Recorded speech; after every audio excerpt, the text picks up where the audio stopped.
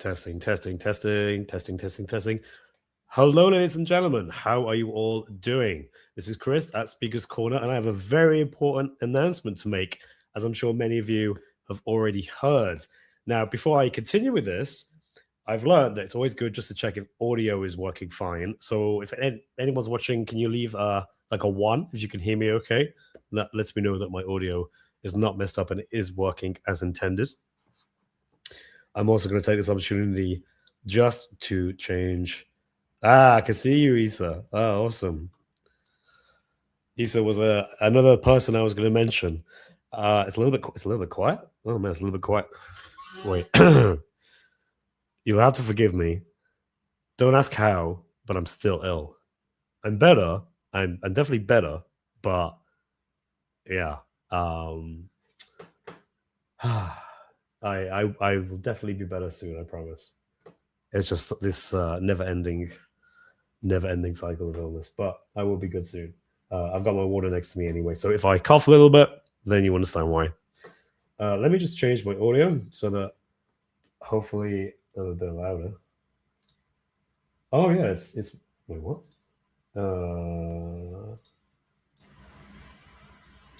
Okay, I'm not sure why, but I don't know if it's some program on my computer, if it's StreamYard, if it's OBS, if it's Windows, but there's something on my computer that likes to automatically adjust my volume when I'm not looking.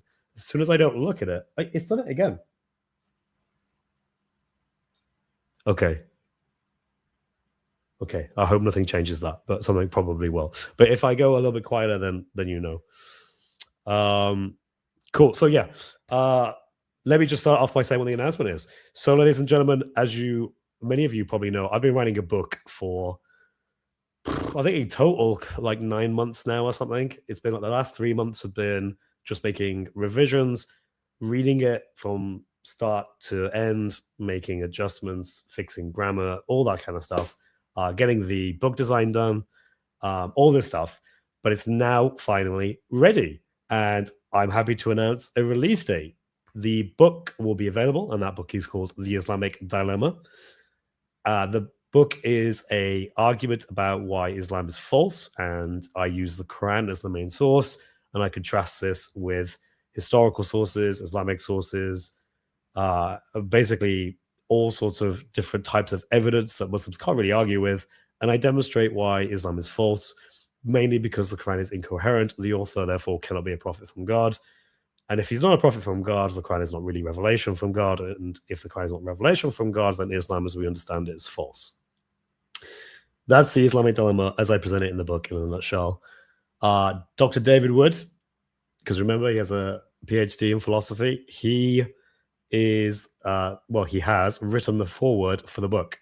So you'll get to read that as well when you get a hand on a copy of it. And the release date is the 25th of this month, so the 25th of April. So not tomorrow, but the next Saturday. So the Saturday after Saturday tomorrow. I'd say that in the most confusing way possible. But yeah, so there is pre-orders, but the pre-orders, because Amazon is really weird about this, they will only accept pre-orders for the ebook. They won't accept pre-orders for hard copies or paperbacks. Really silly, in my opinion, but basically because they don't do that, I can only offer pre-orders as an ebook for a Kindle device.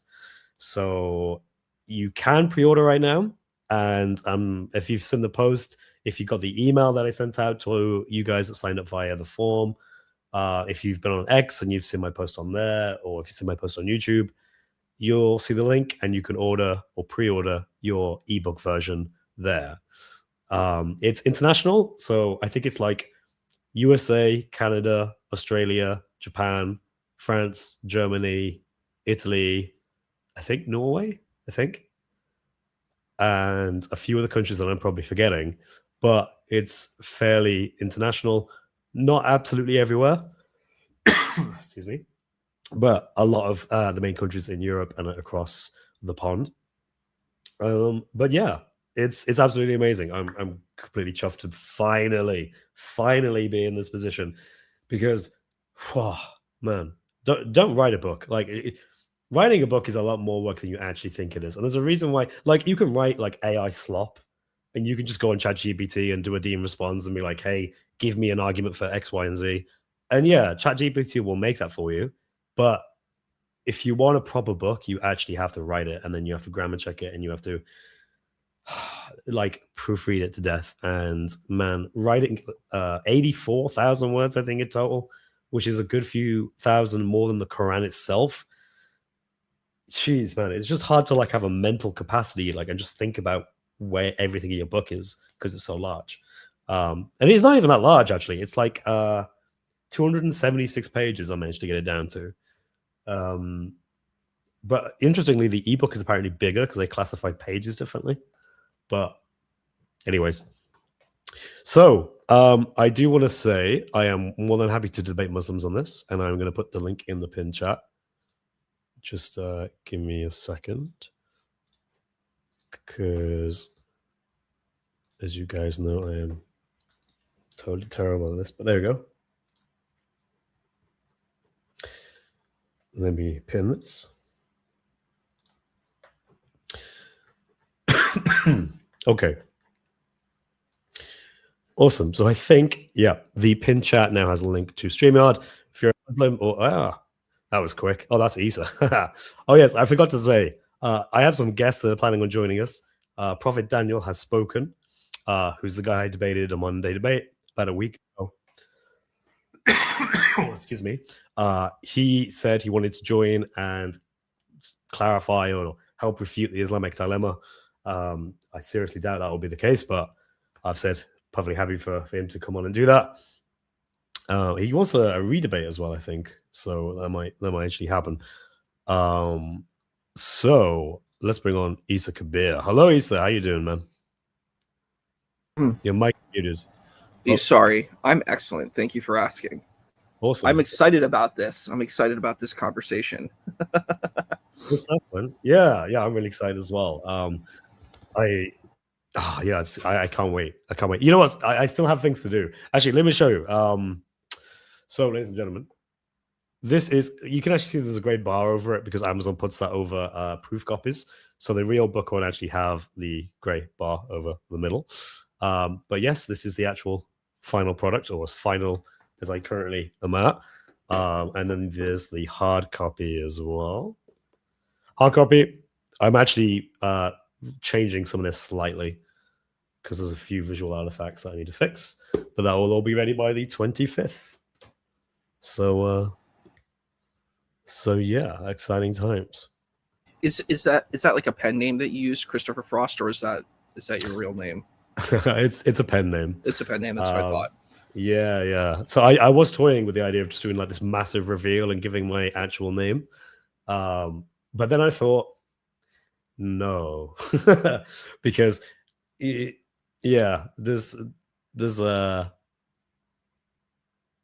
I mean, to be honest with you, like the reason why that's always a question is because I always know someone will dox me one day. That's just how life is. And the more that you you go further in what you do, you write a book or you have a debate or you do whatever it is, there's always the risk that you attract attention from that one person who's dedicated enough to track you down and tell everyone. And that's fine. Like, I know that's going to happen one day. But when that does happen, I'll go into full-time ministry, basically. That's my way of looking at it. So whoever does that, you're going to push me into full-time ministry. So I'm just going to go through some super chats real quick. Oh, Nermin, I'm going to put you on stage as well. How you doing, man? Good, Chris.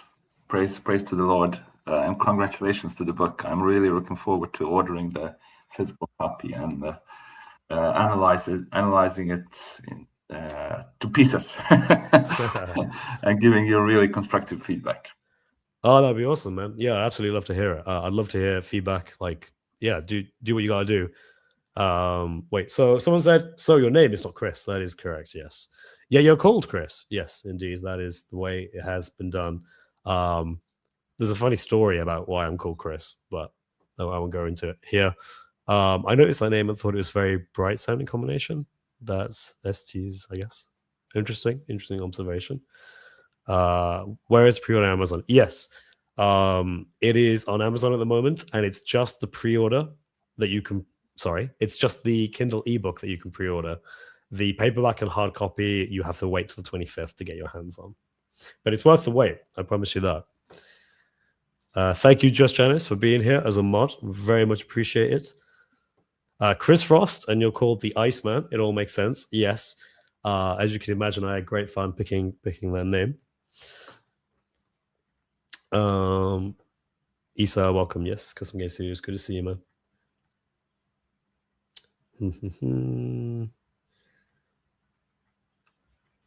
I'm just quickly going through the chat. I love that name, Custom Game Studios. That's super cool. Yeah. Game studios. So I program games for a living. I didn't know that. Yeah, did you know I'm big into games. Oh, I actually like video. Yeah, I love video games. I sponsored some video games like on Kickstarter, and I'm actually in a couple of video games. So I could show like 8-bit like fighter, platforming. So yeah. I love the idea of just like finding this like indie game and then Isa Kabir just appears. Yeah, I'll send you the game. I'll email you the game that I sponsored. It's pretty cool. Epic, nice one, man. That's why. So cool. So yeah, go on. So what kind of games do you prefer? Like action adventure, role playing, first person shooters? What? So okay, so because I work and because I do ministry and I have a family now, my time on game, so like I spend my work making games, and then the amount of time I get to play games is a lot less. So I actually like things that are really quick now, like for a lot of stuff. So Rocket League, to get some other examples. I like RTS games, real-time strategy games. So Supreme Commander. Don't know if you've heard of that one. I have. Okay, so it's kind of.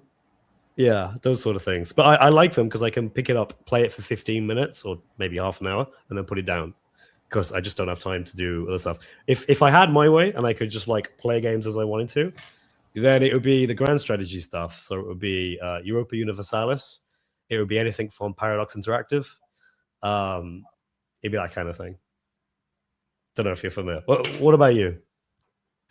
I kind of like games like Final Fantasy Tactics. Okay. Like nice. Console games. Like I played on like phone games and stuff too, like app games and stuff. So I am familiar with some of them. But I like I like the Final Fantasy series, Dragon Quest. I like that type. I like RPGs. I like platforming games. Like the Mario. I think my favorite kind of genre is like Zelda action adventure. Those are like really fun for me. But I totally get it. Like it's hard to invest. Like I work and I'm a full-time student, so it's like super hard for me to like to play games too.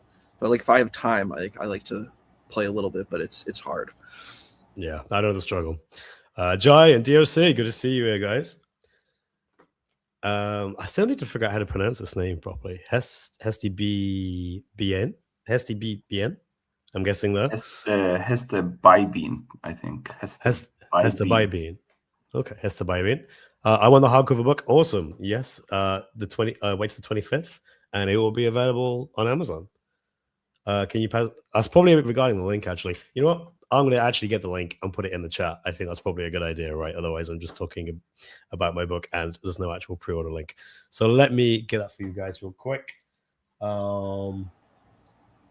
So, regarding the Islamic Dilemma, do you guys have any immediate thoughts or comments you want to add? I do. I want to actually make one quick comment about games too before that. But, sure. Yeah. Did you know that Zelda was originally going to have like all Christian imagery? It was going to be in the Christian world, but basically there was this fear that it was going to get like banned, because even if you look at the first Zelda game, there's a cross on the shield, and then it kind of gets removed. Like the kind of religious imagery gets removed, and then they replaced it with like goddess religion. But originally it was supposed to be Christian. The entire environment of Zelda was supposed to be Christian, but yeah, there's a little bit of a fear of religion being mixed with games, That's interesting, because I don't know if you know this. To be honest with you, I'm not a massive Zelda fan, but I've like heard stuff. In one of the games, they used Islamic Nasheed or something. They did, and the shield had a crescent moon on it. That's Ocarina of Time. In the first version, okay. you hear the Nasheed in the Fire Temple, and the mirror shield has a crescent moon and a star, and they removed it in the later ones because, I guess, of backlash. Wow. Huh. But yeah, you're right. There's a fear for like having religious stuff in games. I do think that is true. And I think that's weird. But to answer your question on the Islamic dilemma, I have a pretty strong position. I think my position aligns with you primarily, and probably Christians in general. I do not take the position that the Bible is corrupted. I think Muslims have to take a different approach, and they have to do a reconciliatory approach. It's much harder, more difficult, but it's illogical and irrational for me to believe that these if these are texts from God, how can they be corrupted? And also, like, if you see my debate, David Wood and I, when we debated against Junior and Rain, we made, and I think our argument was good. I brought up the position, if this is true, that these texts are corrupted, you would have to prove a global conspiracy. You would have to prove rabbis and priests worked in tandem to create a unified text of corruption.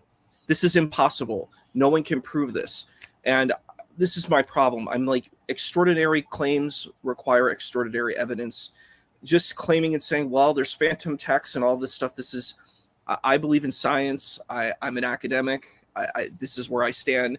You would have to prove the extraordinary evidence, and it's not there. So I think you'd have to take sort of like a perennialist, reconciliatory approach. And it's hard. I'm not saying this is just an easy approach for Muslims, but I think it's a much more honest approach. I think the approach, like, yes, there's difficult things like in the gospel where it says Jesus is the Son of God.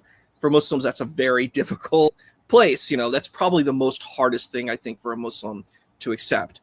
I think the Hebrew scriptures, the attack that I usually hear, and I brought this up, is that the attack is that there's problematic elements in the Hebrew scriptures on ethics of the heroes.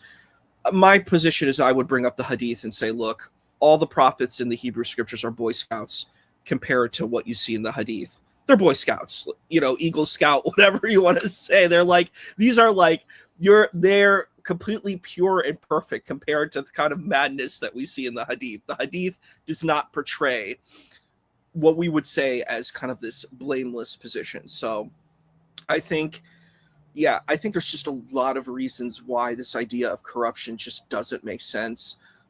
The problem is the Islamic narrative is it's a narrative of continuity. It's claiming to have come from the beginning of time, you know, the beginning with, you know, for Islamic tradition, the Prophet Adam, peace and blessings, all the way to the Prophet of Islam, peace and blessings. So you have this whole continuum. So if that's the case, you would have to have a continuity. You can't just say, well, I don't really like what these things say, so I'm just going to pretend they're not there, even though it's like you're saying your house doesn't have a foundation.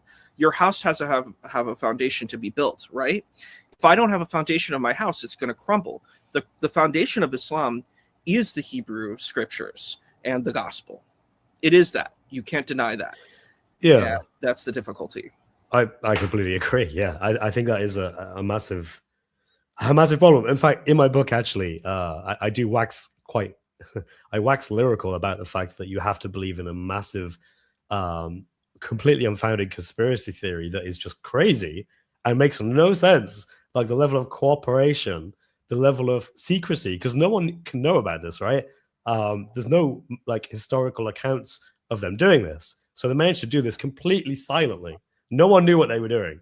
You know, you compare it to like, what's it, Nixon? And he had like those politicians like phones tapped and stuff. Like that was leaked. They couldn't keep that secret. But supposedly changing all of their religious scripture in many significant, and it would have to be significant places, without anyone knowing, with complete cooperation, is they actually got away with that, apparently. I think that's just absolutely crazy. So I'm going to read some super chats out because some people left some super chats. So we have Skyscraper Philosopher with 20 NOK, which I'm guessing is from Norway. I'm not actually sure what that currency is from, but let me know in the chat. Please make an it's audio. Norwegian. It's Norwegian currency. Awesome. Norske krone. Please make an audiobook too with your own voice. So because I thought about this, right? If I were to do this, I tried to read the whole Quran and I got 14 hours into it and then basically collapsed of exhaustion.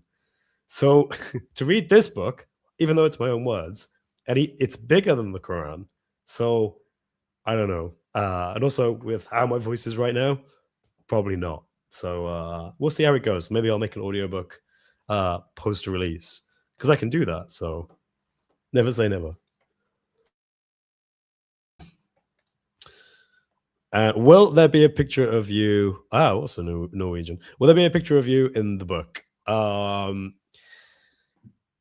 Technically, no. I did think about this. I did think about this quite a bit. So there are a few things that inform this decision. Amazon don't have what they call dust covers, and a lot of the time when you have things about the author, you can include them in a dust cover, which is really nice. But Amazon doesn't do that with hard covers, hardbacks, which is a shame. But there is a blurb about me on the back, and on the Amazon page, there's also an author thing that it links to, and there is a picture of me there. But other than that, you're not going to have a picture of me, I am afraid. But you shouldn't be buying the book just for a picture of me. You should be buying the book for the Islamic Dilemma. Death Conquered, nice name. Isa, the best Goofy Sufi. Yes, Goofy Sufi, I love that name. Also, Final Fantasy IX is the best game ever created. I love it. I love Final Fantasy IX. I kind of grew up with 7, 8, and 9 on PlayStation, so very cool. Nice. Also, Skyscraper Philosopher says, did you use any good tools slash software while writing? So, so the first thing is I made a massive mistake and I used Google Docs. Don't use Google Docs for writing massive documents. I use it a lot just for all things that, going all the way back to university. I use Google Docs and that kind of thing. But they're not made for books. And you don't know this until you actually try to write a book and then you realize, oh, this is woefully underprepared for that. So the standard is like Office. You can use that. So the Office suite, right? So Microsoft Word. Any other tools or software. So as part of the research phase for this, I read the whole Quran and I used Google Sheets, God of the Google suite, and I populated the Google Sheet chapter by chapter, a sheet for each chapter, and I annotated it with every single aspect I could see to do with the Islamic Dilemma. So I reread the Quran for this project because I thought that was important. Then we went through that with a team of people. Every week we would go through what started off as quite a few surahs, and then what started off as not many surahs, like Surah 2 is huge, Surah 3 is huge. But then when we got to like Surah 60 and onwards, you start to be able to do more in a session. So we went through the whole Quran that way. What else did I use? I'm using a lot of things now. Like I use Typeform to make the form that I sent people out to fill in so I could tell them about the book. I'm using MailChimp to send emails out to everyone, and Photoshop to make adjustments to the art cover. I think that's roughly about it. Chris, am I right when I say that your book is meant to be used like both in popular apologetic circles, but also like as a academic tool as well? That you have written it like an academic book with footnotes and bibliographies and all of that? Yeah, I did. So the way I wanted to write it is I wanted to write it so it would be something that someone in the future could reference back to, and it'll be a good reference that, although I'm not in academia and I don't claim to be, but you could use it in a similar way, right? I tried to keep to that standard while I'm not actually in academia. So there are lots of footnotes and there's a bibliography as well. I don't know why I'm showing you, actually. It's probably not useful. That's really not useful, is it? You can't see anything of that. But yeah, there's a bibliography. I wrote it in Chicago style, so it conforms to that style of writing. Lots of things are footnoted. Whenever I make references and points, I make sure I reference things. There are certain scholars that are fairly dominantly expressed in the book, Gabriel Reynolds is one. Gordon Nickel is another one.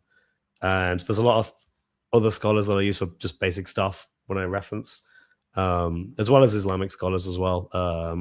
I mentioned some of them in my debate with Prophet Daniel Has Spoken, who might actually join us tonight. I'm hoping he does. But yeah, hope that answers it. But yeah, it's also something you can pick up as roughly a layman. Someone who has learned to the argument is probably where you'll need to be. I do an introduction. I do try to walk into it before I start to run. But ultimately, I do very quickly get into the, okay, so part one, here's why the Torah and Injil are the Torah and Gospel we have today.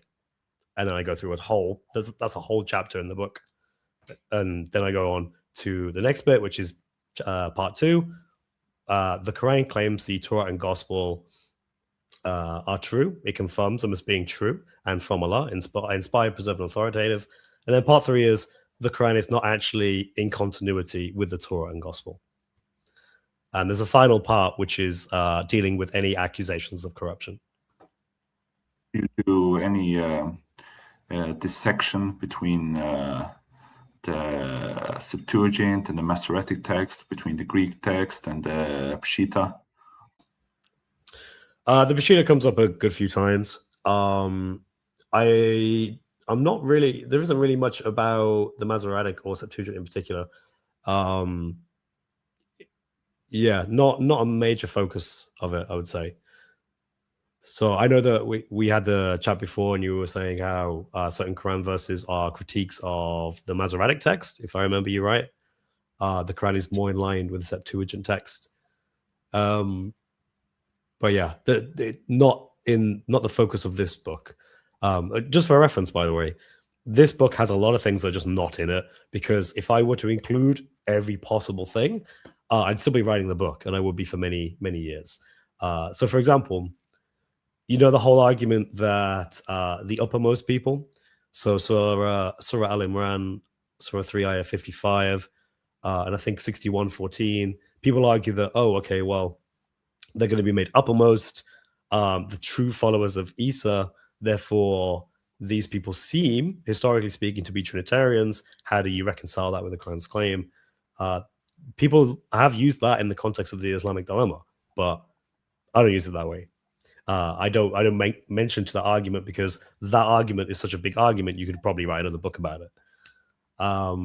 Then there's a few other things as well. So the whole no one can change God's words, I don't focus on that in particular. What my aim of this book is to show you that the Quran confirms things that it also rejects in a way that is incoherent. That's how I look at this. I acknowledge attempts to try and reconcile. I've written my book so it's not just dealing with Orthodox Muslims like Sunnis and Shias, but rather it actually deals with Quran-only Muslims as well. I had Christians actually tell me that I should do that. They were like, look, you need to focus on the Quran, because otherwise your book is only going to be dealing with Orthodox Islam, which is huge in and of itself. But, you know, I want my book to basically, you can't avoid the conclusion. It's just unavoidable. That's how I see it. I'm convinced of it. I know many others are convinced of it, but we'll see what you think. Chris, Isa, in your book, which translations do you use, and do you Good question. Do you do any comparison between the different translations, or do you just stick to one translation of the That's Quran? a really good question. So for the Quran, the main translation I use is Shakir. The reason why I do this is, one, because it's out of copyright use. It's freely found in the public domain. So there was actually a pragmatic reason for that. But I do actually quote other translations as well. I just do it a lot more sparingly. And that's when I want to point out significant difference in the translation. So 548, I make a big point about quoting the different translations of the word Muhaymin, because obviously there are lots of different translations that translate it differently. The Clear Quran, for example, they translate that as criteria, I believe, either criteria or as authority, whereas a lot of other translations will say guardian, for example. So, and then with the Bible, because I also quote the Bible a lot, I go with the NIV because the NIV is modern, easy to read, and also has a 500 verse like free usage policy. So you can quote up to 500 verses of it without having to basically ask permission. So as long as you accredit them, and I accredit both Shakir and the NIV in the book. Anyway, Isa, Ocarina of Time or Majora's Mask? Oh, I have feelings on both of them. I have beaten Ocarina of Time many, many times. I have beaten Majora's Mask maybe one time, but I really like Majora's Mask is a really dark story, and it's really compelling, and it's a really interesting type of gameplay. So basically in Majora's Mask, you do travel. It takes the kind of plot of the first one and takes it to another level. So there's a lot of time travel in it, and the time traveling in Majora's Mask is just really amazing. It makes like each experience when you travel through time kind of adventurous. So it's amazing. So I really like both of them, but I probably go back to Ocarina of Time more. But yeah, so I would say the one that I play the most is Ocarina of Time. Nice. We have the same person again. Thank you for your super chat. Congrats for the book. Oh, thank you everyone for your super chats, by the way. I realize I haven't been saying that, but thank you all for your super chats. Congrats to the book, Chris. Have you thought about getting it translated into other languages if it does well? Yeah, I'd absolutely love to do that. Or if people want to do it themselves and republish it, I think I'm fine with that as well. Just as long as it's done properly and not chat GPT flop. Don't just put it into AI and be like, translate this into German. I mean, you can do that for your own benefit, but not for like selling or anything, because I just don't think that's good. I think you gotta put the time in. Hello, J49er. Hey, Chris, how you doing? How you doing, Isa? Can you hear me? Yeah, I can hear you loud and clear. Very good. Great to see you. Very good, thank you. Great to see you, Isa's looking at all that working out. You're losing a little weight out there, bud. I appreciate you, bye. Yeah. So, man, congratulations, Chris. I was looking forward to this book, pre-ordered it, and everything else. Thank you, brother. And I did a little bit of a TikTok over there for you out there. And I don't know if you saw I know you liked it, but I don't know if you paid attention to it or not. The tweet I put out there. I need to. So I think I did watch this. I definitely watched this when it happened. I need to rewatch it because you kind of got me sort of like, oh yeah, I remember that. He got absolutely destroyed in that debate. So I need to rewatch it for fun. Yeah, that was a good debate. What I want to do, Chris, is that I want to see if you can do one of those TikTok tours, I would call it like a book tour. Go and on Discord among folks that will actually pay attention, the folks that will go out and buy the book and everything else. So get you in front of these kind of different polemics and apologetics group folks on TikTok. Would you be willing to do that?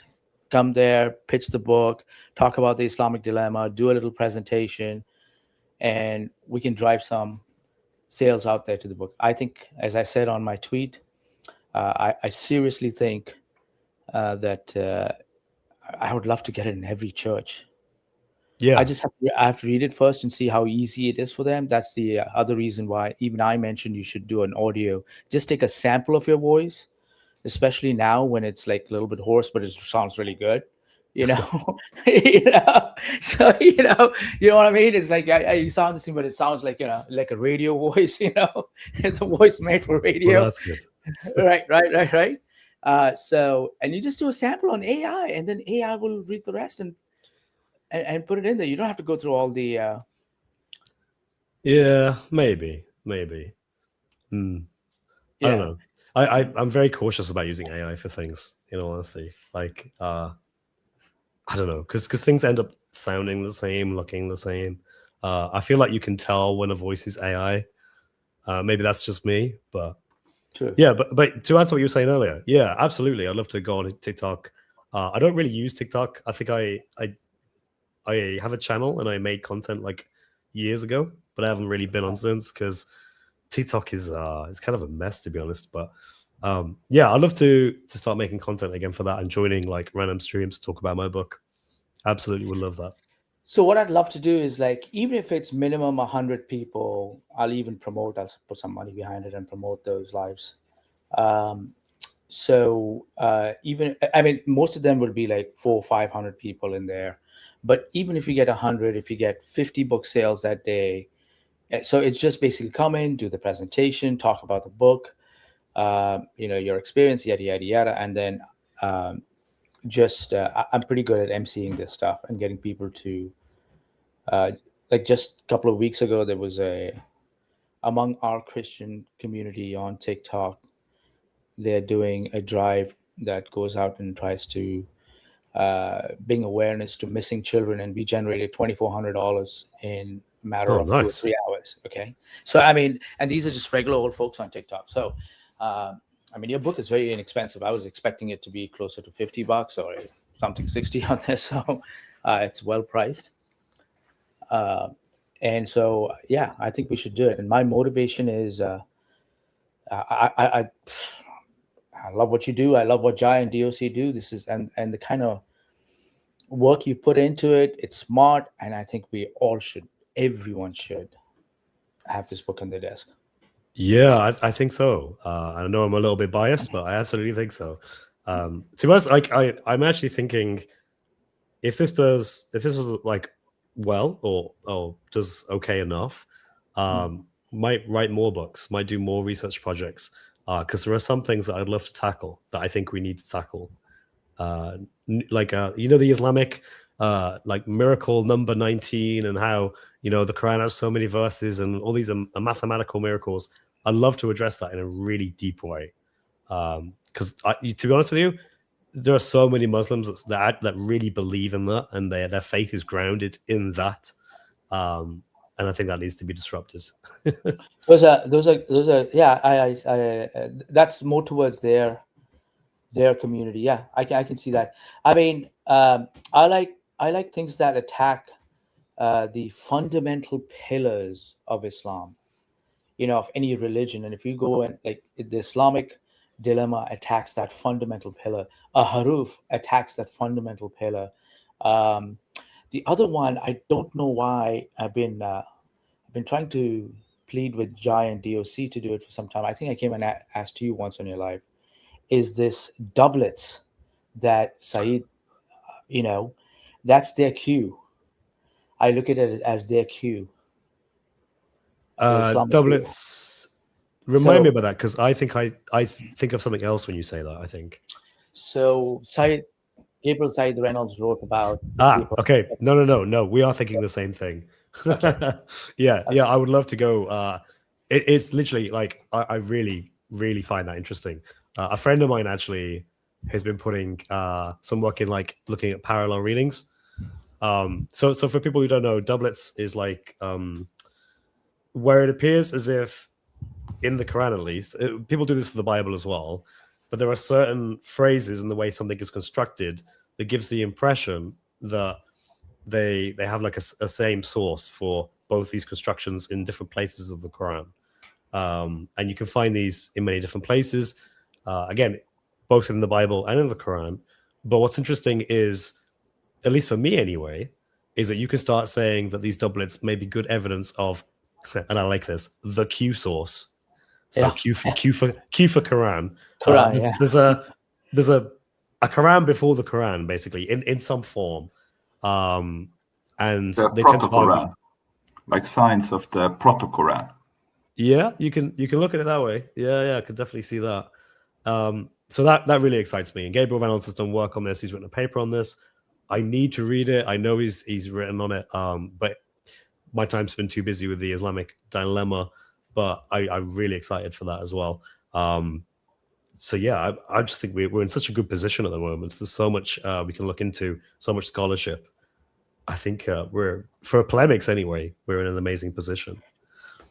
Well, again, it attacks the fundamental core of their religion, the pillars that hold it up.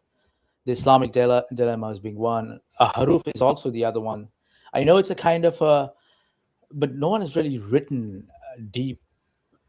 There's a lot of scholarship around it. No one's really written maybe a supplementary book, a smaller one on the Ahruf. There's just no answers to this. Yes, I think the Ahruf is immensely powerful. I like to use this. Of course, with the Ahruf, you're targeting the Sunni perspective in particular, but I think it's incredibly strong still. 85-90% of Islam is Sunni, so Yeah, absolutely. But in a way, you're attacking Shia too. There is a good academic piece written by Dr. Rami Salase about the Topkai manuscript.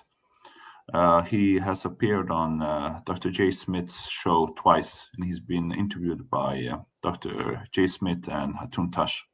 So he looks at the different readings and what exactly did Uthman burn, if you take that event to be historical. So that's a really good academic writing. Yeah. On the Ahruf, the Shias might be interested in it because, after all, some of these guys keep on insisting that the Ahruf has been sprinkled all over the different qira'ats. They won't say, well, the ones who know, they will not say that the Ahruf is a qira'at, but they say it's sprinkled around all the qira'ats. Well, great. So your Hafs Quran apparently has this Ahruf. So, and they read the Hafs Quran too. So yeah, it's gone to a point now where when I bring up the Ahruf and I basically say, because what they're going to ultimately try and do usually is say the Ahruf has made its way into the Qira'at in some form, in ways we do not know, right? It's just somehow went from here to here. We don't know how, Bila Kaif, no idea. But what's interesting is some Muslims have been told a response.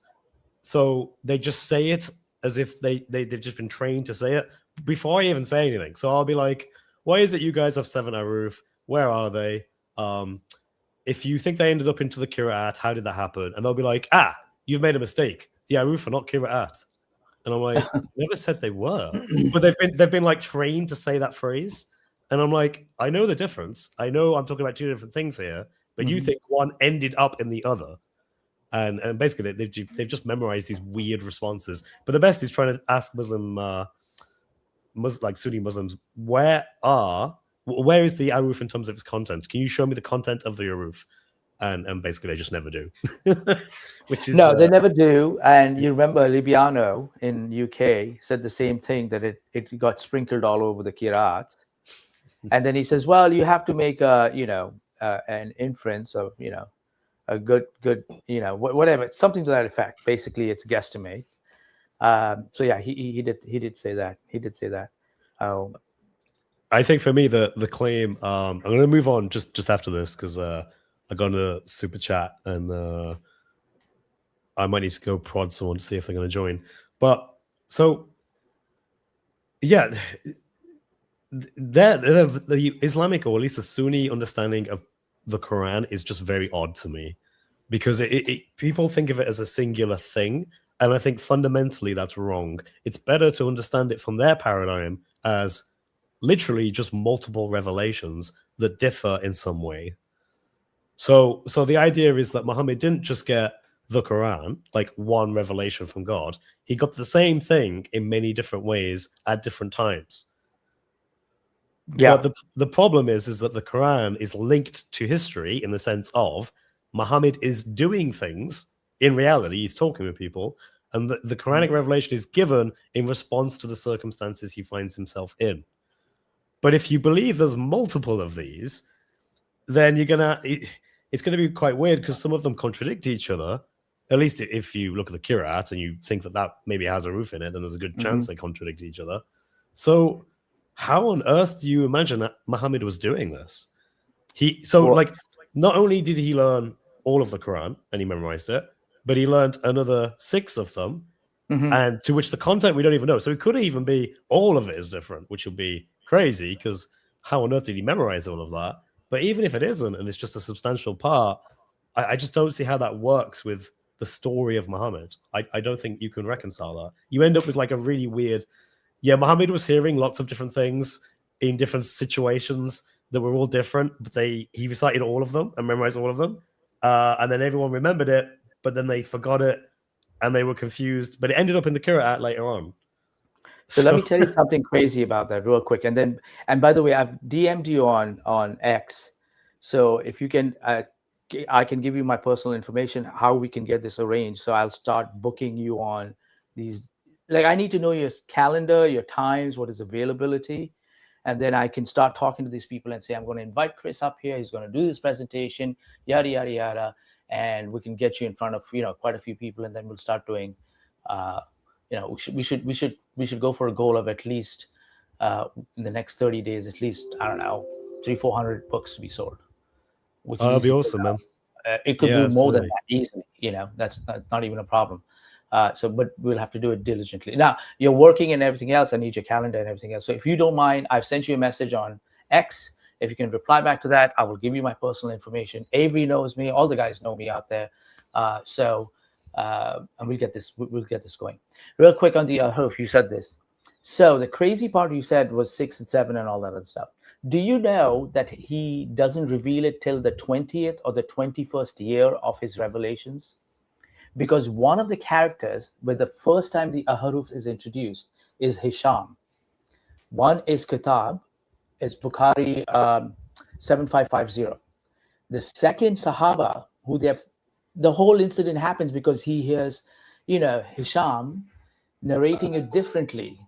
So Kitab hears Hisham narrating it differently in the mosque. Hisham had turned Muslim in 630. Muhammad dies in 632. So you're going like, wait, if this Ahruf came down if the Quran came down in 7 Ahrufs, each revelation, why is it on day 1 he didn't say anything to his people like, hello, my name is Muhammad, I'm your prophet, I'm getting revelations, they're going to be in progression, but they're coming down in 7 Ahruf. He only mentions this when an event triggers it, that too, somewhere in 630 earliest, 2 years before he dies. That's 20 years after his revelation. The story just doesn't seem like a plausible story for that to happen to someone. There are too many. I mean, it's a bit like, when you look at all the holes in the narrative. Holes in the narrative. When you look at all the supposed hadith attributed to him, you could do some maths to figure out like how he could have said all that stuff, and you end up like he has to like narrate 2 or 3 hadith per day for his entire like prophetic career, and you're kind of thinking, I don't know if that's really realistic. Actually, I think some have crept in there that are not true just based on that number. But yes, it's super anachronistic, and it does smell like exegesis in disguise. Do you know about the verse chapter 15, verse 87, where the supposed Ahrufs are hinted at? Are you familiar with that verse? Usually from Surah Al-Hijri, chapter 15, verse 87. They usually hint at that verse as have you read Saint Mura's translation of that verse? Not in particular, although I do own his translation. Yeah, I can read it just quickly here. And Saint Mura's translation is, indeed, we have already advanced the 7th from the 2 sums and the great Quran. So he translates it as 2 sums. Same Arabic word that is actually used in the polygamy verse, where you're supposed to take like 2 sum, like take wives that are 2 sums or 3 sums and 4 sums, and then has been interpreted as giving permission to polygamy. I have made the whole over 1 hour video on Quranic Endgame where I focus on that verse, and my hypothesis is that verse does not at all it has nothing to do with the Ahrufs, but it might be hinting at ecumenical councils. I go through it in detail. I go through the councils. I go through the biblical verses. I go through really in depth what the councils were about, and all the instances when the Quran is talking about you should take a decision by consulting each other through a council. You should obey those in authority, blah blah blah. So the video is called Christian Councils in the Quran on the channel Quranic Endgame. That's interesting. Yeah, just to give a shout out to the Quranic Endgame YouTube channel. You guys should check them out. They do really good content. I think it's your short, like Quranic Endgame. I think you guys do shorts as well. Yeah, we do really good. shorts, and we do also lives. And these latest 3 lives that I have made have been on the Christian councils in the Quran. That's the part number 1. The second part is on the Quran confirming the Trinity. And the third part is on the plurality of the Godhead in the Quran, the plurality of Allah. So it's like 3 videos. And we have also made really like many videos on Maltese Arabic and Maltese Christian Islamic history. If you're interested in the academic focus. And then we have the shorts and a bunch of other videos as well. Nice. I'll check it out. Yeah, it's your shorts. I really enjoy. I don't know why, but like I just like I really like hearing how you explain things. I think that's really good. Isa, you have mentioned you want to talk about the Daniel debate I had. Yes, I do. So I rewatched it. Oh my God. I'm trying to figure out how to frame this in a polite way. Watching, Daniel Masood, I think he's very smart and very intelligent. I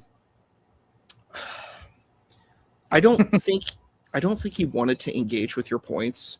I think he just wanted to say what he was interested in talking about, which I think is interesting. I think most of his positions were, well, the Bible is illogical and doesn't make sense, and it contradicts. I'm like, yeah, you can argue that with the Quran too. You could say the nasikh wa mansukh, the verses of abrogation, are contradictions. To a Muslim, they're not. But if you're not a Muslim, you're going to say it's a contradiction. You know what I mean? So it's like, if you're going to use internal reconciliatory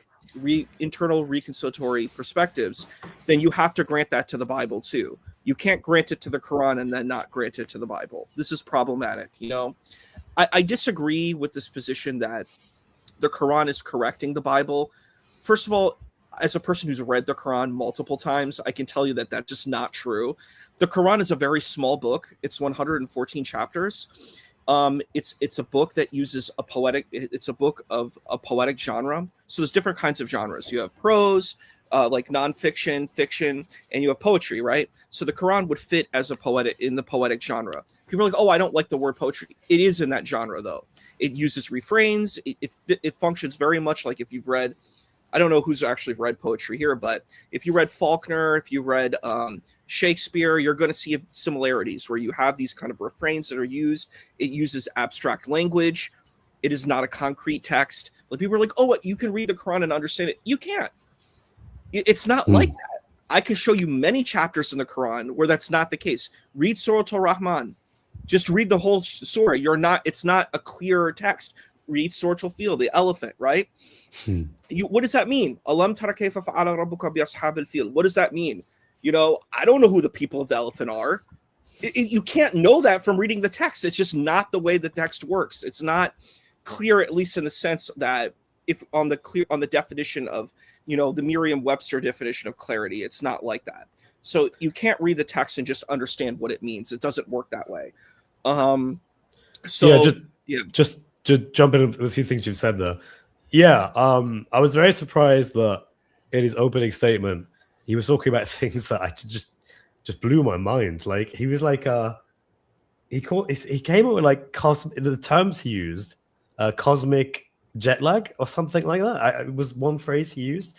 I was like, I'm so confused. Like, why is he talking like this, and why is he not really engaging with my points? And I think you're right. He's of the view, and I think a lot of people think this way because they kind of have to, in a way. They say like, well, the Bible's corrupted, so the Quran author must know this. And I always think that that's basically their state of mind. They think that first of all, they assume the Quran, that the Bible is corrupted. It must be, all these things. And then they go, right, now I'm going to just place that on the mind of the Quran author, because if I don't, then I'm in trouble. Because if the Quran author doesn't actually think that, then the fact that you think the Bible's corrupted is irrelevant if it actually makes a lot of problems for you. So they have to basically kind of assume that the author of the Quran is God, or at least someone very knowledgeable who doesn't make errors, who knows the biblical text perfectly. And I just don't think the evidence supports that view. And I don't think Daniel can really address that. Like I said, he did say he was joining for the stream, but it doesn't look like he's going to, sadly. But yeah, I don't think he really added anything substantial, which was a shame.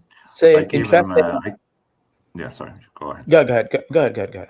Yeah, I gave him some feedback, and I was like, "Yeah, you, Daniel, are right about the Bible, but Chris is right about the Quran." so that's the problem, as you say. Like, the methods of historical of the historical critical method and literary criticism. It was invented after the Protestant Reformation, and it was invented by Christian academics in order to study the Bible. So it becomes anachronistic to use these methods and to force them anachronistically upon the Quranic author. Yes. It becomes like super decontextualized. That's a really good point. That's a really good way of putting it. Yeah, they basically assume he had all the knowledge of today, the same tool set, the same perspective and paradigm, and they just force it on the Quran author. And it's just like, well, why would you do that? It's very anachronistic. And what basis do you have to do that? I agree. So I watched that debate. By the way, Daniel's been, well, he's done the rounds on TikTok with Word and I, myself. Oh, he's joined. We have him in the building. Oh, you do? Okay. Hello, Prophet Daniel has spoken. How are you doing, man? Hey, hello, Chris. How are you? I'm doing well, thank you. Before we talk, can I just go through some super chat? I'm just going to go through, because there's only like 3 more. But otherwise, I always worry that I'm going to forget them. So hang tight for 1 second while I go through these, and then we'll talk. So thank you, Lazarus, for your super chat. Stay safe. I will do. Thank you very much. Isa Kabir, where have I heard of that guy before? How do we order a signed copy? So there's a lot of people that have asked me this. Practically speaking, every time, like if I wanted to like make it for you and send it you, I'd have to order a copy myself, sign it myself, package it myself, and then send it to you. And it's not that I have any problem doing that in principle, but it would take a ton of my time, because I was thinking, a few people will ask me, a lot of people have asked me, I'm just not going to have the time. I'm very sorry. So the best way to get a signed copy for me is if you meet me in person. I'll be at Speaker's Corner a lot over the next 3 months, basically every week. So if you're available to go to Speaker's Corner, you will see me in person. You can ask me, and I'll carry a pen with me, and I will gladly sign your copy for you. But other than that, that's basically how you will get a signed copy from me, I think. But thank you very much. Oh, Isa, for the super chat. Thank you, man. You're welcome. Mr. Science says, you have been refuted by the red heifer and the corpse. I like his sense of humor. And then finally, we have Skyscraper Philosopher. Thank you again, my friend. Any thoughts about translations? Excuse me. Do you plan to outsource it to your international fans? I'm happy to contribute to a Norwegian translation. Yeah, I'd be happy to outsource it to others to do, just as long as you know the native language and you are doing a proper translation, not just using AI. Then I'd be happy for people to do that. Thank you again for your super chat. Okay, that was all of them now. I've caught up to date. So Daniel, hello there. Hi Chris, how are you? I'm doing good, thank you. You mentioned you wanted to clarify a few things, and I think in the process of doing that, I'm probably going to talk about the Islamic Dilemma in certain ways as well. But yeah, I guess, do you want to jump into it? Just for reference, I have an hour, so I will have to end in an hour's time. So just to give a context for how long we've got. Yeah, sure. So just the points that I wanted to touch is like you emphasized enough that the verse 279 is in relation to the Talmudic literature, rabbinical literature, yeah? Yeah, based on the next verse. And Yeah, that was something that I had never thought about that somebody would do. So I did go back and I did revisited the context and came to the sort of conclusion that I had before, that it's very difficult to actually pull that verse out of that context. But anyway, I mean, even if I wanted to grant you that it was not in connection with that exact passage, suppose I was trying to look at this thing from a few different angles, perspectives.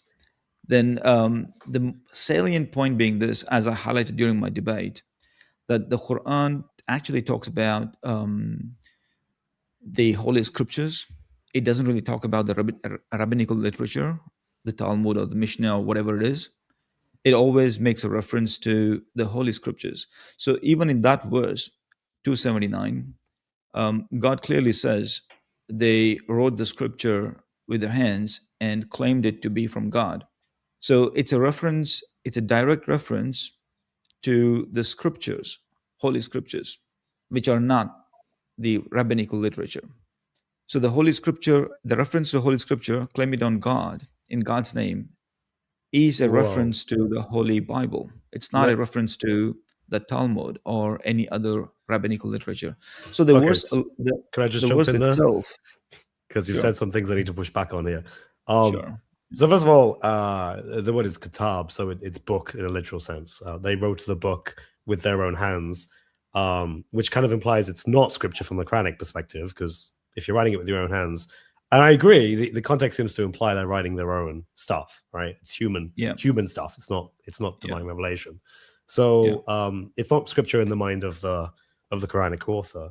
But yeah, I also just think you can't derive talking about the Holy Bible precisely because the context here is in a group of Jews, and I don't think you can connect that to the gospel in any way. So just to make broad generalizations and be like, well, if I take your position and I say it's to do with the red heifer and the touching of the corpse, well, you can't then extrapolate that to the whole biblical text. I don't think I agree with you. that's fair. Yeah. So what I'm saying is that you can't establish corruption of the Torah and gospel from this verse. Yeah, I mean, just to clarify, I never sort of imposed the idea on the gospel, okay? That because the gospel is not fitting in the context very Right, clearly. but just to So it is talking about. Remember what you said though. You did say Holy Bible. You did make that point, and if you say Holy Bible, you're including the gospel. So you are doing that. Not necessarily, Chris. The Holy Bible of the Jews, not necessarily of the Christians, right? Okay, okay. So you're clarifying now. Okay, that's good. That's fine. Yeah, basically the Tanakh. You're right. Okay, just the Tanakh. The Old Testament. You're not talking about the New Testament. The issue that I have though is that I can make the Islamic dilemma just from the gospel and its relation to the Quran. I could do that, for example. So if you want to say the Quran teaches some kind of corruption, you need it to hit both the Torah and the gospel. I get your point. None of the scholars in the tafsir agree with Daniel. They all agree with you. So if you look at the tafsirs of 275 to 279, they're explaining to you what's happening in there to a T. None of them agree. They say that the Jews wrote a completely different book. They give you the incident that happens under 275. They say there was a small group of Jews who went to Moses and said, hey, I hear you're talking to Allah on Mount Sinai. Can we tag along? Those group of Jews, this is from 275, and all the scholarship and tafsirs are talking about that, right? And they said, can we tag along? And they tag along with them, and they say among that small group of Jews was smaller group of Jews who in the tafsirs are saying they had no interest in Allah, they had no interest in his prophets, they did not believe in any of his books. So what they did was a side hustle. They created a book to sell to the Arabs because they knew that the Arabs did not know what the Torah looked like for a small price. So they wrote a completely different book. And they're telling you in there, Ibn Kathir is telling you that, Tabari is telling you that, I've got Ibn Abbas, I've got everybody in front of me that is telling you that. So none of this heifer stuff or anything at all is from any scholarship. Zero scholarship tafsir is telling you this stuff. Just FYI. Jay, I just want to add something to J49er. Just keep in mind when you go through the tafsirs and when they use these hadiths and when they use these like reasons for revelations, so they say, okay, this is a reason for revelation, and then they're going to argue for their particular interpretation. In academia, like if you take the works of Dr. Joshua Little, they have pointed out that all of these hadiths, which touch on like reasons for revelation, that many of them are something called exegesis in disguise. So it's true that they mean a lot to Sunni traditional thought and sometimes also like Shia traditional thought, but academia sees those reasons for revelation as really anachronistic exegesis in disguise. I just wanted to add that. You can. Yeah, but we're doing an internal critique here for him. He doesn't care about academia. He's come up with his own heifer story on it. So what we're saying is that in that case, let's go to your scholarship on that, and what are they telling us what that story is about? And I have all their scholarship in front of me, all the tafsirs from exactly all narrating the story of what exactly happened here. So where is he getting this from? It's his own interpretation. He doesn't even have his own scholarship behind him on this. I have all his scholarship saying, no, the Jews wrote a completely different book as a side hustle to sell to the Arabs.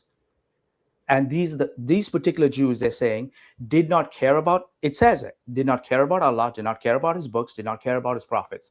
So they were just looking for a side hustle. So just to jump back into the core part of this, I think using 279 doesn't help, basically. I don't think it helps anyone, really, to establish any kind of proof of corruption.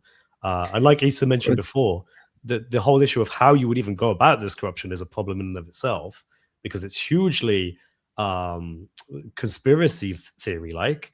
You need collaboration between Christians who have the Torah and Jews who have the Torah. Then you have the different sects that all need to come together. Then this needs to happen internationally. It needs to happen with full cooperation, and it needs to be completely undetected.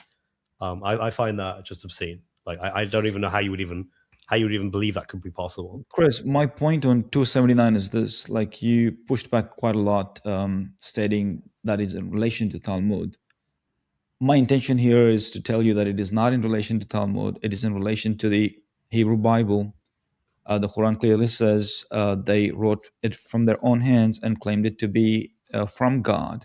So this particular verse, maybe it doesn't really apply to the gospel. I completely agree with you, but it does apply to the Tanakh, to the Hebrew Bible. Okay, so that's my point. I don't think that as far as you go, when you said you can basically base it off the gospel, I did clarify to you during the debate, gospel are the teachings of Jesus Christ. They are not necessarily what gospels have been recorded gospels through the scribes in early Christianity. Okay. So the teachings of Jesus Christ are the Injil, and obviously the Passion narrative was not taught by Jesus himself. So it is not. How do you know that? It won't become part of the Injil. How do you know? Well, first of all, how do you know that the audience that the Quran is engaging with? Because remember, there are 6 verses of Musaddiq, confirmation of what they have with them in regards to the Torah and Gospel. How do you not know that the Quran author thinks the Passion narrative is part of that Gospel? Well, the Quran clarifies that the Christ was not crucified, right? So there's a statement that the Quran says that the Christ was not crucified. Yeah, so it's not going into the direction of approving the crucifixion. So Musaddiq verses are just confirmation of the truth. So what I'm trying to get at is, how do you know what the Quran author knows is in those scriptures and what isn't? Because you're just assuming that he's all-knowing, so he must have known that this is the case. But I'm saying that's just assuming that he's God, basically. That's assuming that would be the equivalent of me saying the Bible's true because God authored it through divine inspiration.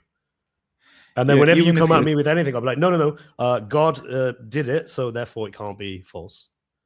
No, even if you assume that Quran author was undertaking this particular project, he does clarify to the audience that Jesus was not crucified. So Right, but obviously how do he's you not know he going into knows? that direction of approving or confirming the crucifixion story. Well, no, that's not obvious at all. Because the question is now is because he confirms the scriptures explicitly that they have with them in 6 different places in the Quran, whereas you're just looking at one particular verse there. You need to give reason as to why you know the Quran author knows that narrative of crucifixion and ultimately the resurrection and ascension, that he thinks that that's not there. Because there's a denial there, right? He denies it. Right, so he's in error then. You just admitted he's in error. He says that the crucifixion never happened because he thinks it's not in the gospel. It's not about he thinks whether it's in the gospel or not. He just makes a clarifying statement that it did not happen. Okay, so that's a denial of crucifixion. If I make broad, generalized statements of confirming what is with you, right? I then contradict that by giving a different account of what's in that book I've just confirmed. That's a contradiction. That means you're being incoherent. That's like me saying I believe in this book, but then when you hear me speak, I totally go against what's in this book.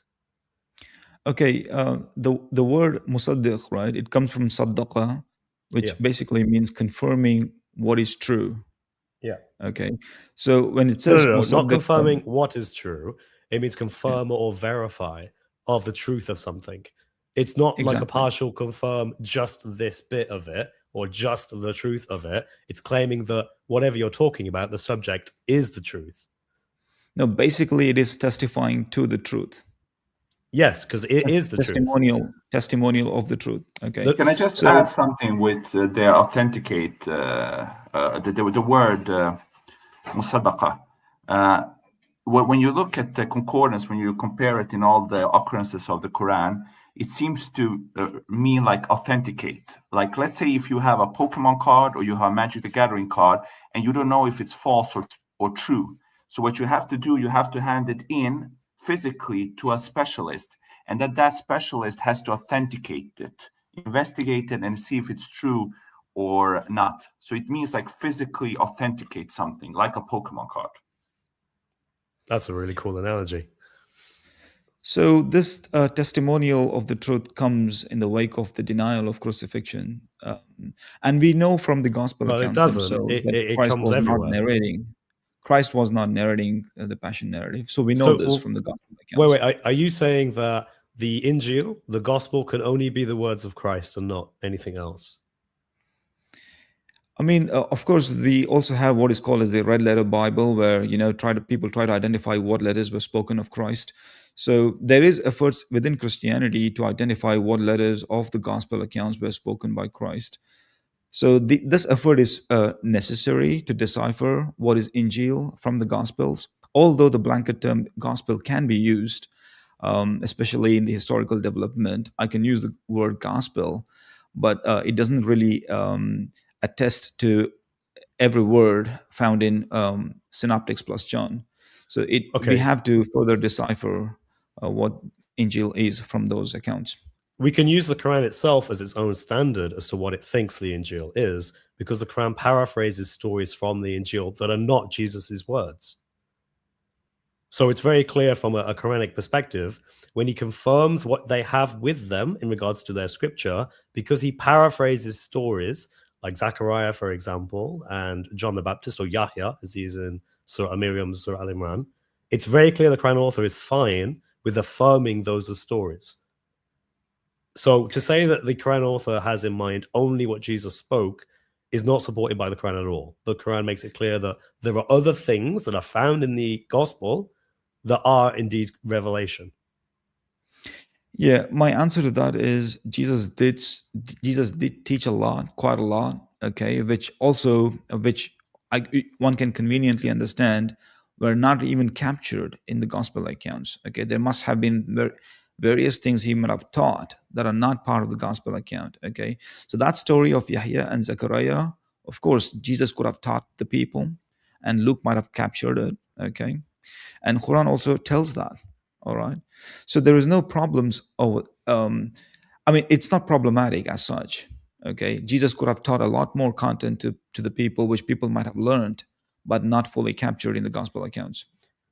But again, this is just basically desperation. I mean, if the Quran itself is paraphrasing content that's biographical in the Gospels and it affirms what they have with them, then it affirms those biographical accounts.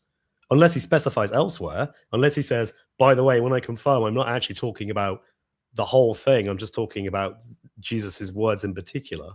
So yeah, that's just completely without evidence. It's a reasonable position to assume that when Jesus took up the ministry, he's taking up the ministry post Zechariah and John the Baptist.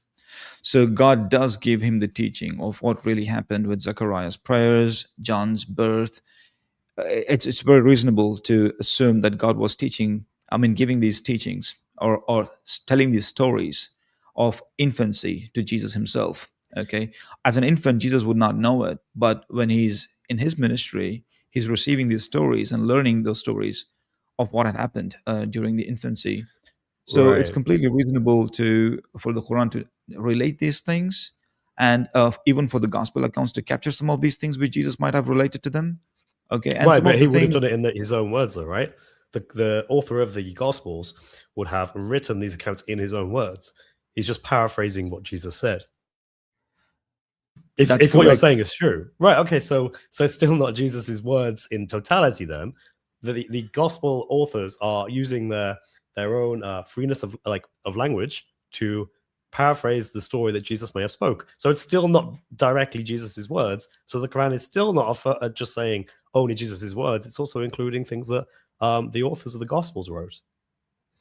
Yeah, that is because of how the scriptures were basically preserved, how the teachings of Jesus Christ were basically preserved, right? Yeah, and the Quran So a confirms lot them by goes into paraphrasing them. the preservation of how they were documented, whether they were documented verbatim or the scribes of the gospel writers basically paraphrased them.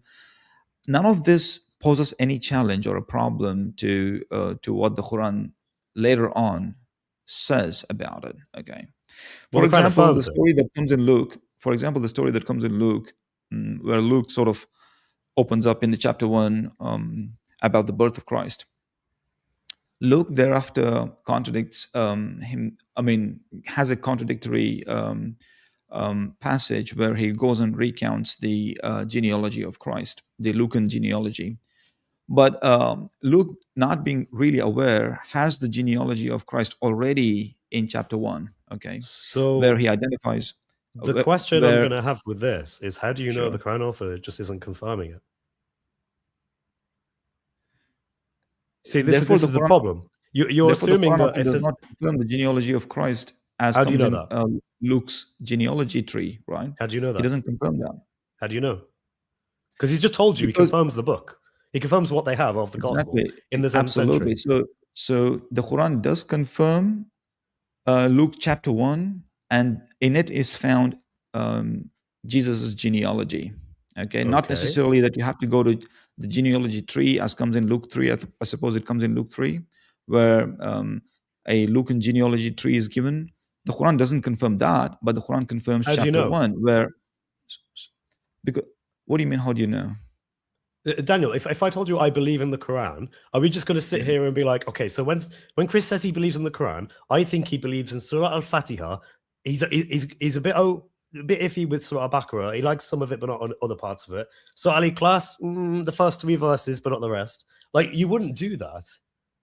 Because if I told you I believe in the Quran and I don't ever clarify, I'd never say, but not this, but only legal aspects, only the Mosaic law, only no. I never say that. I just say over and over again, I believe in the Quran. I confirm the Quran. My entire purpose being here is to bring you something which is confirming the Quran you have with you. And I say that 6 times. But the Quran does get into details, though. It denies certain things and it confirms. It has stories to tell you the information, all right, that confirms the Bible. For example, Luke 1. Quran just confirms Luke 1. And it has nothing to say about Luke 3. It just ignores it. So again, he's arguing from silence. It's argument for... Again, Daniel, what you're telling me is, if I told you I believe in the Quran, and I never clarify, according to you, you would genuinely think, yeah, Chris believes in some of the Quran. That according to you, that's how you would interpret that. That's insane. That's not how we work on a day-to-day basis linguistically with language. Like we said, that's Semantically, Musaddiq, that's I not mean, how it works. no, basically the word musaddiq is confirmation of the truth thereof. No, Basically, it's okay, confirming. that's what it It means. just means confirming or It just means confirming. authenticating. The Testifying to the Arabic, truth. the What it Arabic, is. Chris, can the I try Arabic to lexicon. untangle this knot? Please let me try. Sure, go on then. All right. So, as you said yourself, there are so many verses that are hinting at authenticating what is already with you and authenticating the whole of it, not parts of it. You believe in what you have now and you believe in what you have from before, all of it, the whole thing. But at the same time, it's saying like that they wrote the scripture with their own hands. And it is saying that those that corrupted the scripture with their own hands also have a saying that we find in the Talmudic writings. So what does all of this mean when you put all of these equations together? The thing is, what they have with them is it's not the Masoretic text. They have the Septuagint. So if you go to Codex Vaticanus, Codex Sinaiticus, I hope I pronounced it correctly, based on the Septuagint, the Masoretic text at the time that the Quran was being written was at its infancy. So there wasn't oral traditions there. The Talmudic rabbis were there. They were saying a lot of stuff. But between the 7th and the 10th or 11th century, they started the process of creating the Masoretic text.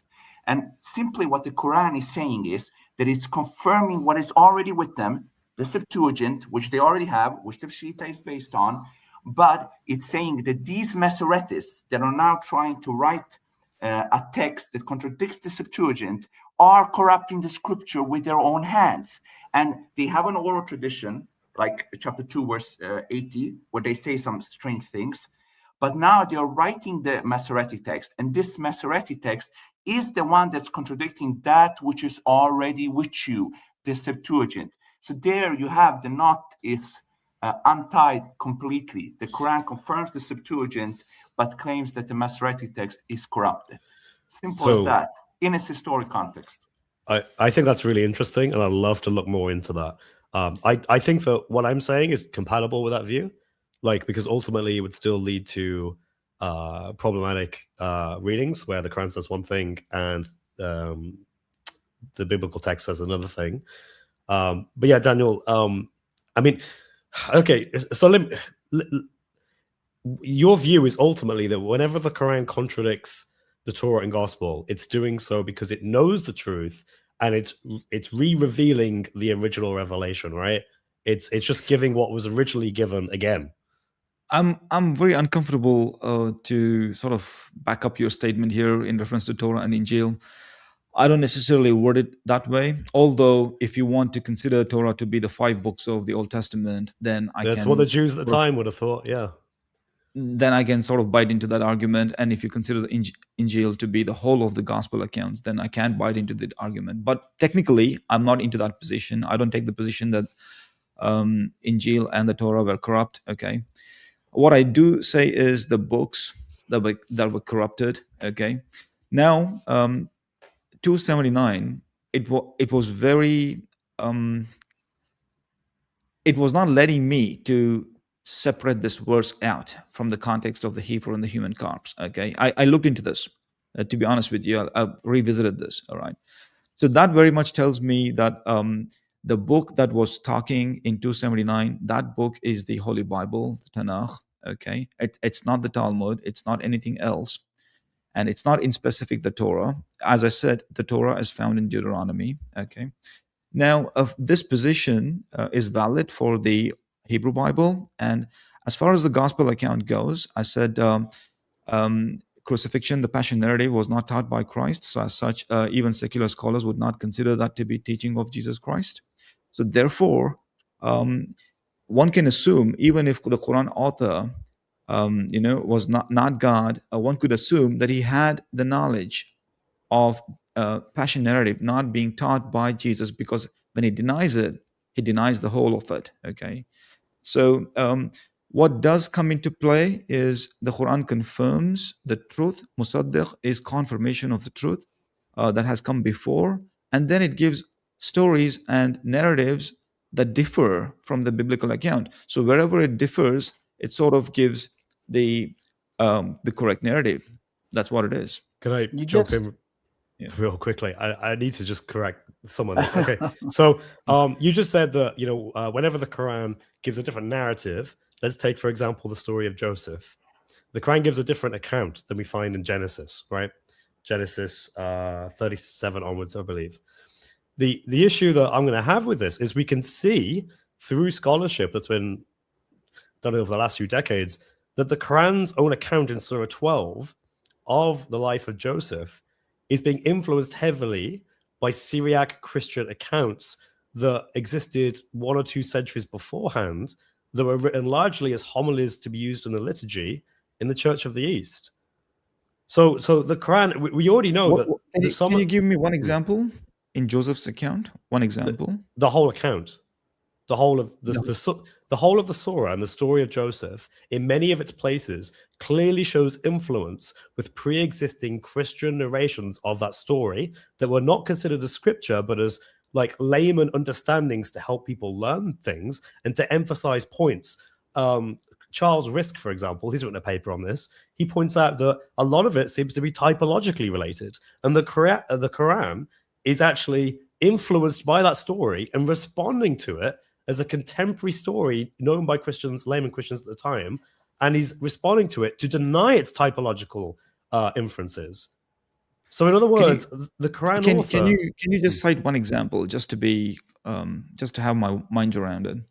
Yeah, so from Charles Risk, for example, in his paper, so if you look at Surah 12, in the Genesis account, we have two visions or 2 dreams. So one of them is the moon, the stars, and the sun is one, and you find that in the Quran. But then the one that's missing in the Quran is the other vision where Joseph and his brothers are collecting wheat. I don't know the farming terms here very well, but basically there's like yields or something of wheat, collections of wheat. I need to know my terms better. But basically he sees them all prostrate and bow down to one in the center, which I think is Joseph's, right? That story had been used by the church, particularly the Church of the East, to take on typological understandings to contrast that with Jesus. And Charles Risk writes this in his academic paper, and you can look at Joseph Whitstone, he writes about this as well.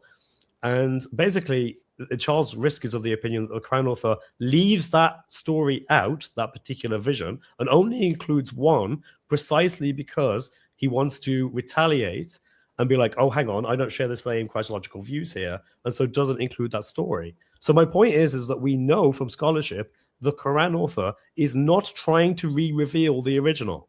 He's not even trying to do that. What he's trying to do in many places of the Quran, and we could go to or what you call it, Surah 18 and the cave, the story of the 7 sleepers. Again, the Quran author isn't trying to re-reveal the original there. He's just interacting with modern versions of stories.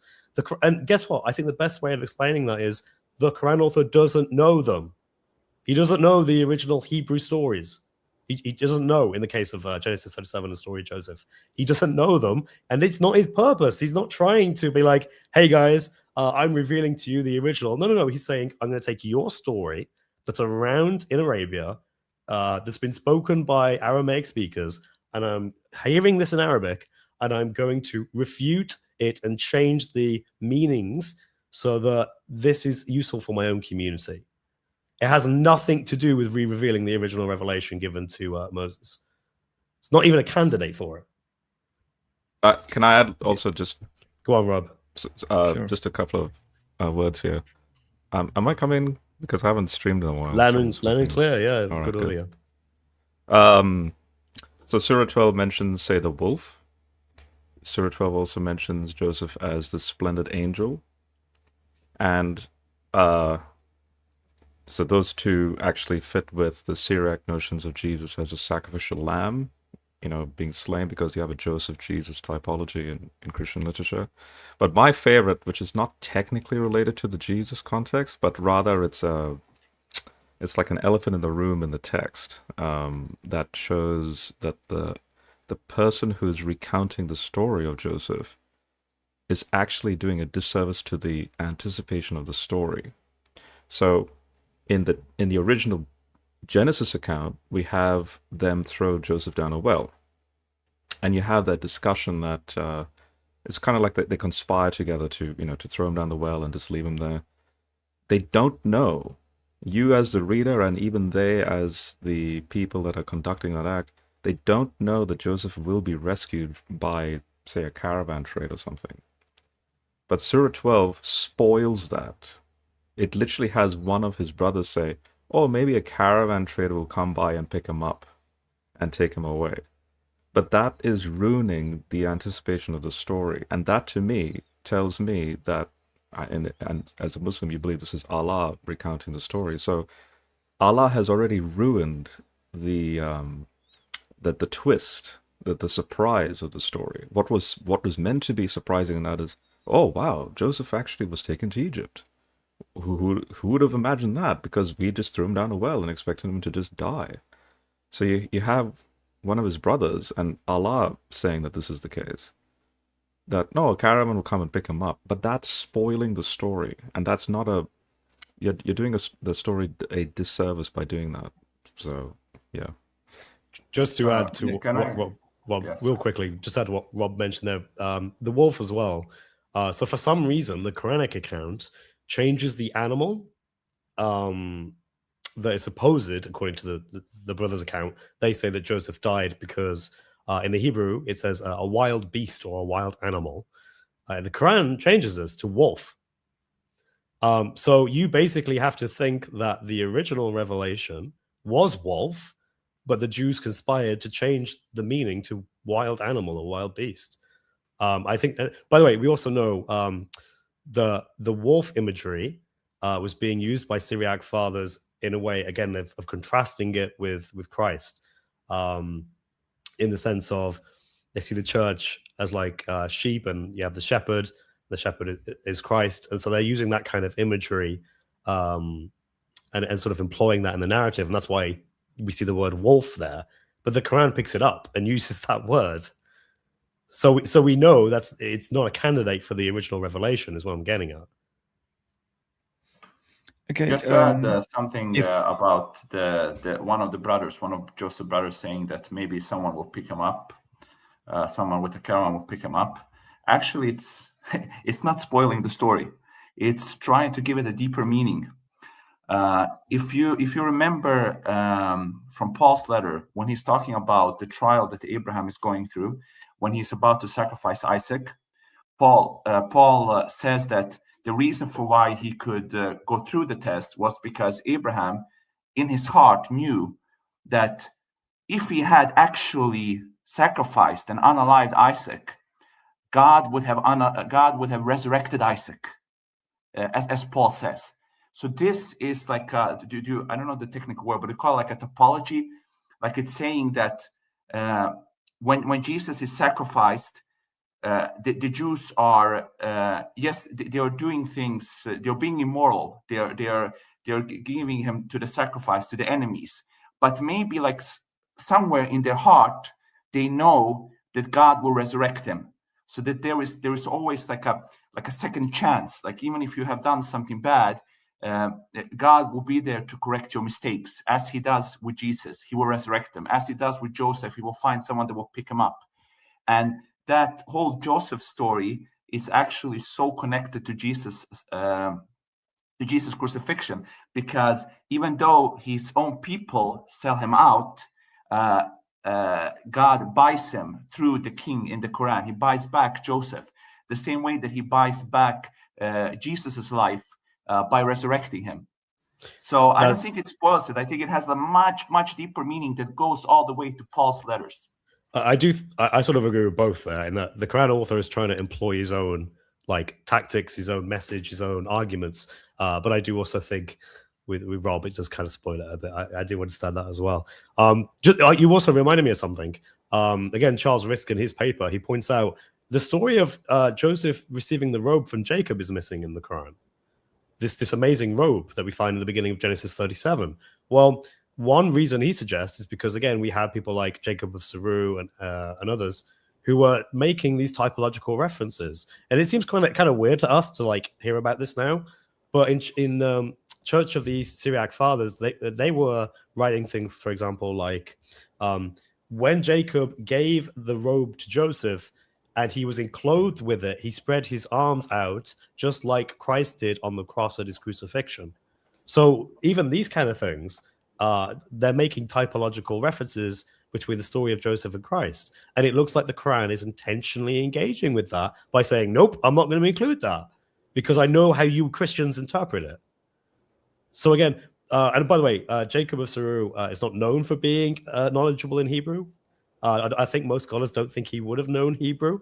So again, he couldn't have been like some amazing scholar who had access to the original revelation that was given to Moses. It's just not possible. The Quran author does not care. The Quran author just knows this is a contemporary story of Joseph that differs in a lot of ways from the actual biblical account, and it's just engaging with it. And it's changing things and adding things and emphasizing things. And this is why when you say things like, oh, the Quran is a corrector, the Quran is coming to correct false things that have made its way into the scripture, I just say, well, evidently the Quran author's not doing that. Unless you want to say he's only doing it selectively, in which case you now have a Quran author that wants to correct falsehood but is unable to. Like it leads... Here's another good one, actually. Do you remember in Surah 10:94 where it's asking, where it's saying to the reader of the Quran or to the revelator of the Quran, like, if you're in doubt, then ask those that read the scripture before you. Yeah. In that surah, Surah 10, which is named Surah Yunus, Pharaoh is actually, believe it or not, he's actually saved by God. God actually saves him from the water. This verse has been sort of distorted by the translators, and they have written it as though God like mummifies him, saves his body physically. But if you read it objectively, God actually saves Pharaoh in that in that surah. But the thing is, in the Bible, in the canonical Bible, God doesn't save Pharaoh, right? But this is the thing. In the Talmudic literature, Rabbi Eliezer writes about how, like, God's mercy is so infinite that he actually did save Pharaoh, and then Pharaoh became the king of Nineveh. And guess who was sent to Nineveh as a messenger, as a prophet? It was Jonah, Yunus. That's interesting. Can I just read this out for coming back to 279? Let's give Daniel, like, he's been waiting patiently. So yeah, Daniel, we'd like to respond to any of that. Yeah, I kind of got a first-hand sort of knowledge of how you guys are thinking. Certain scholars have read about or written about Joseph in terms of deciphering why Joseph in the Quran was written down in certain ways. Okay, but I don't necessarily see those as compelling narratives why Joseph was written in a certain way. Joseph is an early, not early, but it's a Makkah surah. And Christology, especially crucifixion, wasn't even discussed in the Quran at that stage. Okay, so I don't think the author of the Quran nothing to do with was anything we're saying. Okay, I don't think the author of the Quran at that stage was moved by crucifixion narrative of Christ at that particular instance. Anyway, that's a different story. But coming back to the exact Joseph narrative, if Hebrews had defined a random animal, like a wild animal, the Quran just becomes specific and identifies the animal as wolf. I don't think there is any problem with identification. Oh, you want a different one then? Because I can give you a different one. Let me finish a few different points. Especially the objection that Rob got here on the caravan trader story. The Quran has a very clear direction into the story. It identifies one of the brothers of the 12 of the 11 children of Israel.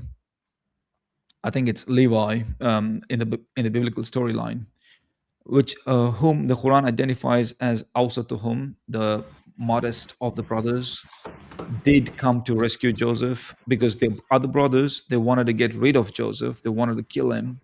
But one of them, who was the modest of the brothers, the Quran says Awsatuhum, he came to the rescue of Joseph, and he's the one who sort of anticipates, a caravan would come and pick him up and lead him away from us and our father, right? So basically he said, don't kill him, we will get rid of him, perhaps a caravan will come and pick him up, and we don't have murder on our hands. So one of the brothers actually rescues Joseph. Okay, so the Quran has a very clear trajectory of what really went on within the dynamic of the sibling rivalry. Okay, so I don't think this is a trope that Quran is trying to avoid because of some some other reasons, Daniel, can I as you may jump in real think, as you quick? may wonder. And even that particular dream that the weed dream that you said, where Joseph was centered around and everyone else was bowing. Yeah. I don't think any Christological implications are attached to it. No, we If know they that was the were. case, you could also attach the same to the moon stars dream as well, because even in that dream, all of these objects were like bowing down to Joseph. So I don't, even if the Christians were Daniel, I think you missed the seeing point. Christology, even if the Christians saw Christology in the 7th century, Right. they could have seen Christology everywhere. I mean, Yep. Yeah, they see Christology even in Genesis accounts, right? Yes, right. The point is that this seems to have been a popular way of looking at the story, like that particular aspect of the story, which is why the Quran seems to be interacting with it by choosing not to include it. It might have just been the case that the Quran author was aware of the implications of that aspect of the story and so didn't include it. But maybe there was with the other dream as well, but the Quran author he didn't know, or maybe he wanted to reinterpret it. Again, all we know is that this was a popular way of understanding it like centuries before and contemporary at the time of Muhammad, and that the Quran seems to react to that. Now, you said that you had no problem with the wolf and the one arm thing. Okay, fine. But there are massive like narration changes. So, for example, in the Genesis account, the brothers don't decide to throw Joseph down the pit or down the well until they see him and they're walking towards him, or he's walking towards them. I forget which one it was. But basically, it's something they decide in the moment as they can see each other, right? I think it's the brothers going to Joseph, I think, and they see him in the distance. But the Quranic account rewrites this completely. The Quranic account says, no. Actually, it was the day before that the brothers were planning to do this while they were at home with Jacob. So the Quran basically makes it premeditative. And what's interesting is, do we have any examples of other Christian Syriac stories that have that version of the account? Yes, we do. We can see that there are popular stories where they also understood it in this way and they presented it in this way. So again, the Quran is just interacting with other sources, and it's perfectly fine. The Quran does that. Like, this is what great storytellers do. But don't tell yourself that the Quran is some kind of grand cosmic corrector when it's very clear that the objective of the Quranic author, in this instance, and others we can talk about, is just to reframe a story for his own needs, his own requirements. Because otherwise it's just being... The fact of the matter is, let me just quickly make a point, Rob. Right. The fact of the matter is, the separation of Joseph from his father was a highly contemplative event that the brothers were undertaking. It was not just one random day. They just took him out and they just did whatever they did with him. It was premeditated. The brothers were scheming towards this. Okay? How do you know this? So that's what the Quran.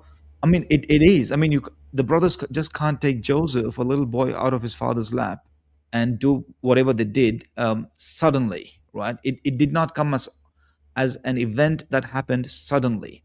There has been a lot of meditation by the brothers as to what they should do, how they should separate Joseph from Jacob. And how do you know in this, their Daniel? contemplative time, whatever ideas they cooked up, and the Quran just narrated. This is how they were thinking about it. So Daniel, Daniel, so when you said it took some time, a lot of contemplation, how long are you talking? Maybe days, maybe weeks. Okay, so hold that thought. So what I'm going to do is I'm going to actually read the Syriac text that Chris is talking about. I'm also then going to read the Quran, ayah 8 to 10, and I'm going to read the Genesis account. So actually, let's go Genesis account, then Syriac text, then Quran. Let's do it that way. So the Genesis account is Genesis 37, verse 18 to 22. Now, as soon as they saw, notice this language, as soon as they saw him approaching from a distance, before he arrived, they plotted together to kill him. Now, you said days. So the Genesis is kind of saying, immediately they see him, oh, there he is. They plot together to kill him, and look at the discussion in verse 19. Look, they said, here comes the dream master. Come on, let's kill him and toss him into one of the cisterns. Then we'll report that some wild animal devoured him and wait to see what becomes of his dreams. Then 21 onwards is speaking about Reuben. He hears about it. He tries to save Joseph from the plot. Let's do no killing, all that. No bloodshedding either. Instead, let's toss him into this cistern that's way out here in the wilderness, but don't lay a hand on him. And Reuben intended to free Joseph and return him to his father. So that's like an editorial point. Do you want to share your screen, Rob? You don't have to if you don't want to, but... Oh, yeah, I could. All right, let's do that. I'll have to zoom in more. Cool. Yep, we got it on screen. Actually, I'm gonna... Oh, nice. Oh, that's much better. Way, so you can see that. And I'll move you guys here. I'm taking full use of Windows 11 here. So here's the bit over here, all right? So now, as soon as they saw him approaching from a distance, before he arrived, and so on, they plotted to kill him.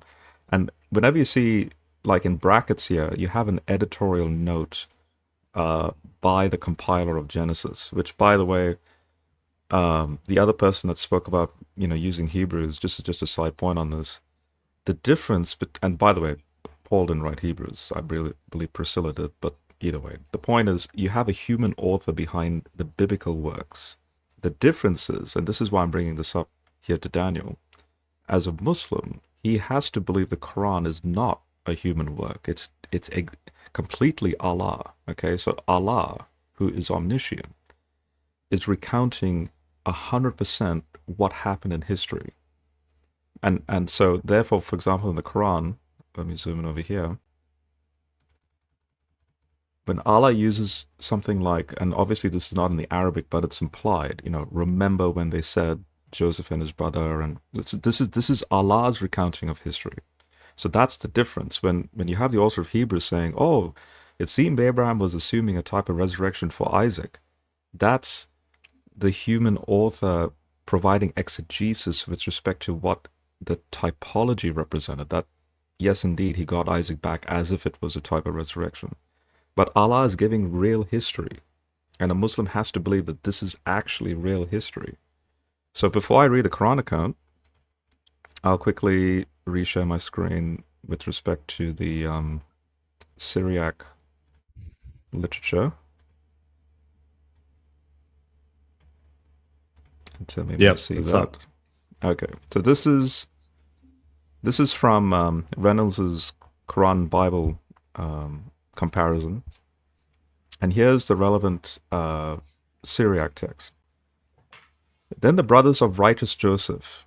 Notice how the Syriac text adds terms like righteous, because see, these are Christians who have already read the story, but they're giving like a paraphrase version of the story and adding these terms that are not in the Genesis account. So then the brothers of righteous Joseph heard these, basically the implication here is these dreams. They were smitten with envy and they planned to do away with him. But see, this plan to do away with him? In what context?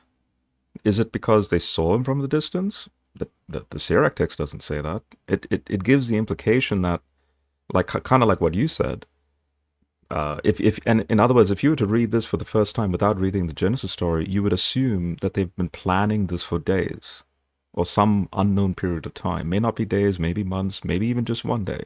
The point is, it's ambiguous. So they planned to do away with him. When righteous Joseph saw that they were biting Joseph, see this biting language? He sent them to pasture the flock at Shechem. The biting, as now in the scholarship context, now makes sense for why the wolves are mentioned in the Quran. So now when we come to the Quran, I'll stop sharing this. And come back to this.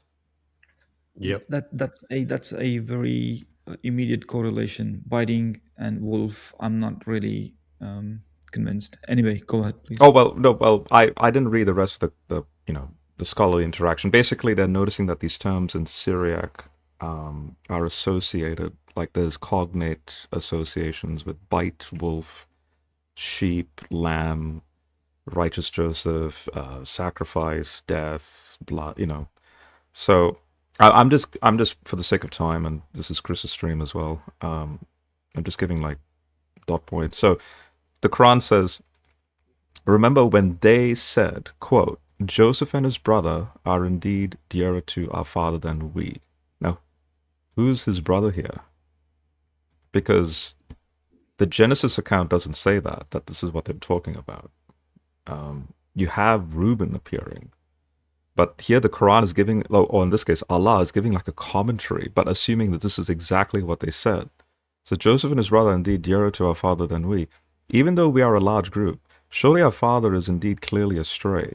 Kill Joseph or cast him into some other land, so that your father's favor will be exclusively for you, and after that you will be a righteous people. Now who's the speaker? So a speaker among them said, "Do not kill Joseph." But hang on, the Genesis text actually gives the name of who the speaker is. It's Reuben. But the Quran is not giving the name. So a speaker among them said, "Do not kill Joseph, but cast him to the bottom of the well, and some caravan will pick him up, if you're going to do anything." But this, so when you come to the actual text, you have Reuben saying, "Do not kill him." Maybe just throw him in the cistern here. But notice that the text says Reuben intended to free Joseph. Reuben is not assuming a caravan will come and pick him up. So the twist in the story is, by the time Reuben comes back to see later when Reuben returned to the cistern, Joseph wasn't there. And so then Reuben is like, "Oh no," and so he goes in a panic. He tore his clothes, and so okay, I'll stop sharing. So the point is, who's correct? Was the speaker in the Quran correct in saying the caravan will come and pick him up, or was the Genesis text correct in saying that Reuben, throw him in the cistern? So Reuben is already like, okay, that means he's going to be safe there because I'm going to come back and save him. Reuben, shock horror, he's not in the cistern. Oh my goodness, now what do I do? But these Rob, are totally contradictory stories.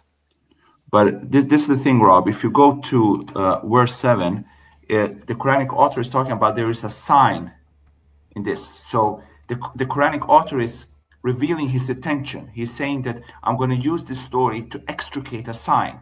He's not trying to quote the Genesis story word by word, but he's trying to... No. You've misunderstood what I'm saying. You've misunderstood what I'm saying. What his intention is.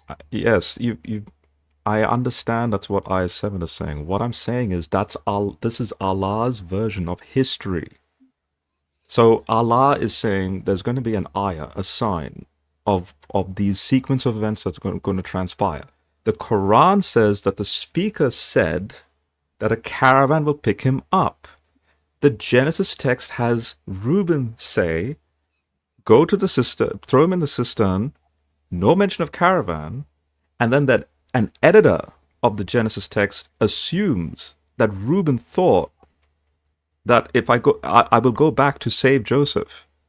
Because later in the same Genesis passage, you have Reuben going back to look in the cistern to see if Joseph is there, and he's not there. That's the surprise. That's the shock. Because a caravan took him. Reuben had no concept of a caravan. That's the point. So either he had the concept of caravan as per Quran, and therefore Allah, or he had no concept of a caravan. I think this is very powerful. I have to be honest with you. This is what convinces me the Quran author is engaging with contemporary stories, and he's not trying to re-reveal the original revelation. He's not trying to correct anything. That's not his intent. He's actually just engaging with Christian audiences and making his own arguments. And I think that's very, very normal. But I have to be honest with you, I think that's very human. That is very, very human. That's what I'm trying to get at, Chris. It's very human. But here's another problem, though. Read verse 3. read 12:3. Could you put it on the screen, Rob, maybe? But Oh, while he's sorry. doing that, Yeah. can I ask Rob a Which, quick the Quran question? or the Bible? The Quran. So 12:3. While he's doing that, can I ask you a quick question, Rob? Since you've read the Syriac thing, one of the other things about that story, it is very different in the Quran from Genesis, is the reaction of the father. The father's reaction in Yes. Genesis is that he believes it that his son died, Yes. while he doesn't in the Quran. Is that also you find in the Syriac that? Oh, yeah. That's- That's actually a very interesting question, which I'll get to after whatever Chris needs to do, because trust me, it's all to do with dream concepts and dream theology in Syriac, like in the largest Syriac theological corpus. Don't forget, these are monks in Syria, and they love typology. Ephraim the Syrian is classic on the whole. For example, Yeah, the Garden of Eden and the tree is like the cross of Christ, and yeah. So yeah, I can deep dive in that, but and it could be I'll like leave that for now. Yeah. Yeah, So- it could be that if you think about that letter in Paul, when Paul is talking about why Abraham dared to go through with the sacrifice of Isaac, that he actually thought even if he had unalived Isaac, God would revive Isaac. So in this case, the Quranic author is saying that even if Jacob thought that Joseph would actually like physically be unalived, he would have no doubt that God will revive him. So it's all hinting to Jesus' crucifixion. It's all hinting to Jesus's resurrection. That the resurrection was something that all the Jewish biblical prophets believed in. That they managed to pass all the trials that they went through because they always knew that the power of resurrection was with God, which he proved with his Messiah, with the Son of God, with Jesus, the Son of Mary. That's the depth of it. So I just want to go through verse 3 really, really quickly here, and then Rob, you could make a point. So the Quran actually has an interesting verse at the beginning of this chapter of Joseph, where it says, "We shall recount to you the best of accounts in what we have inspired you with of this Quran. Though before it you were indeed one of the oblivious."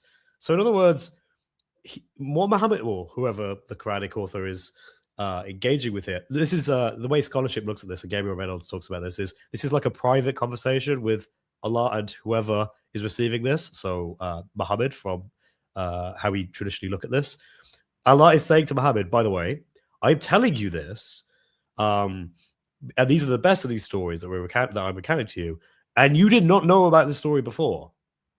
So in other words, he hasn't heard this story from any other source. He's got this beamed into him, laser beam precision, this particular story of Joseph.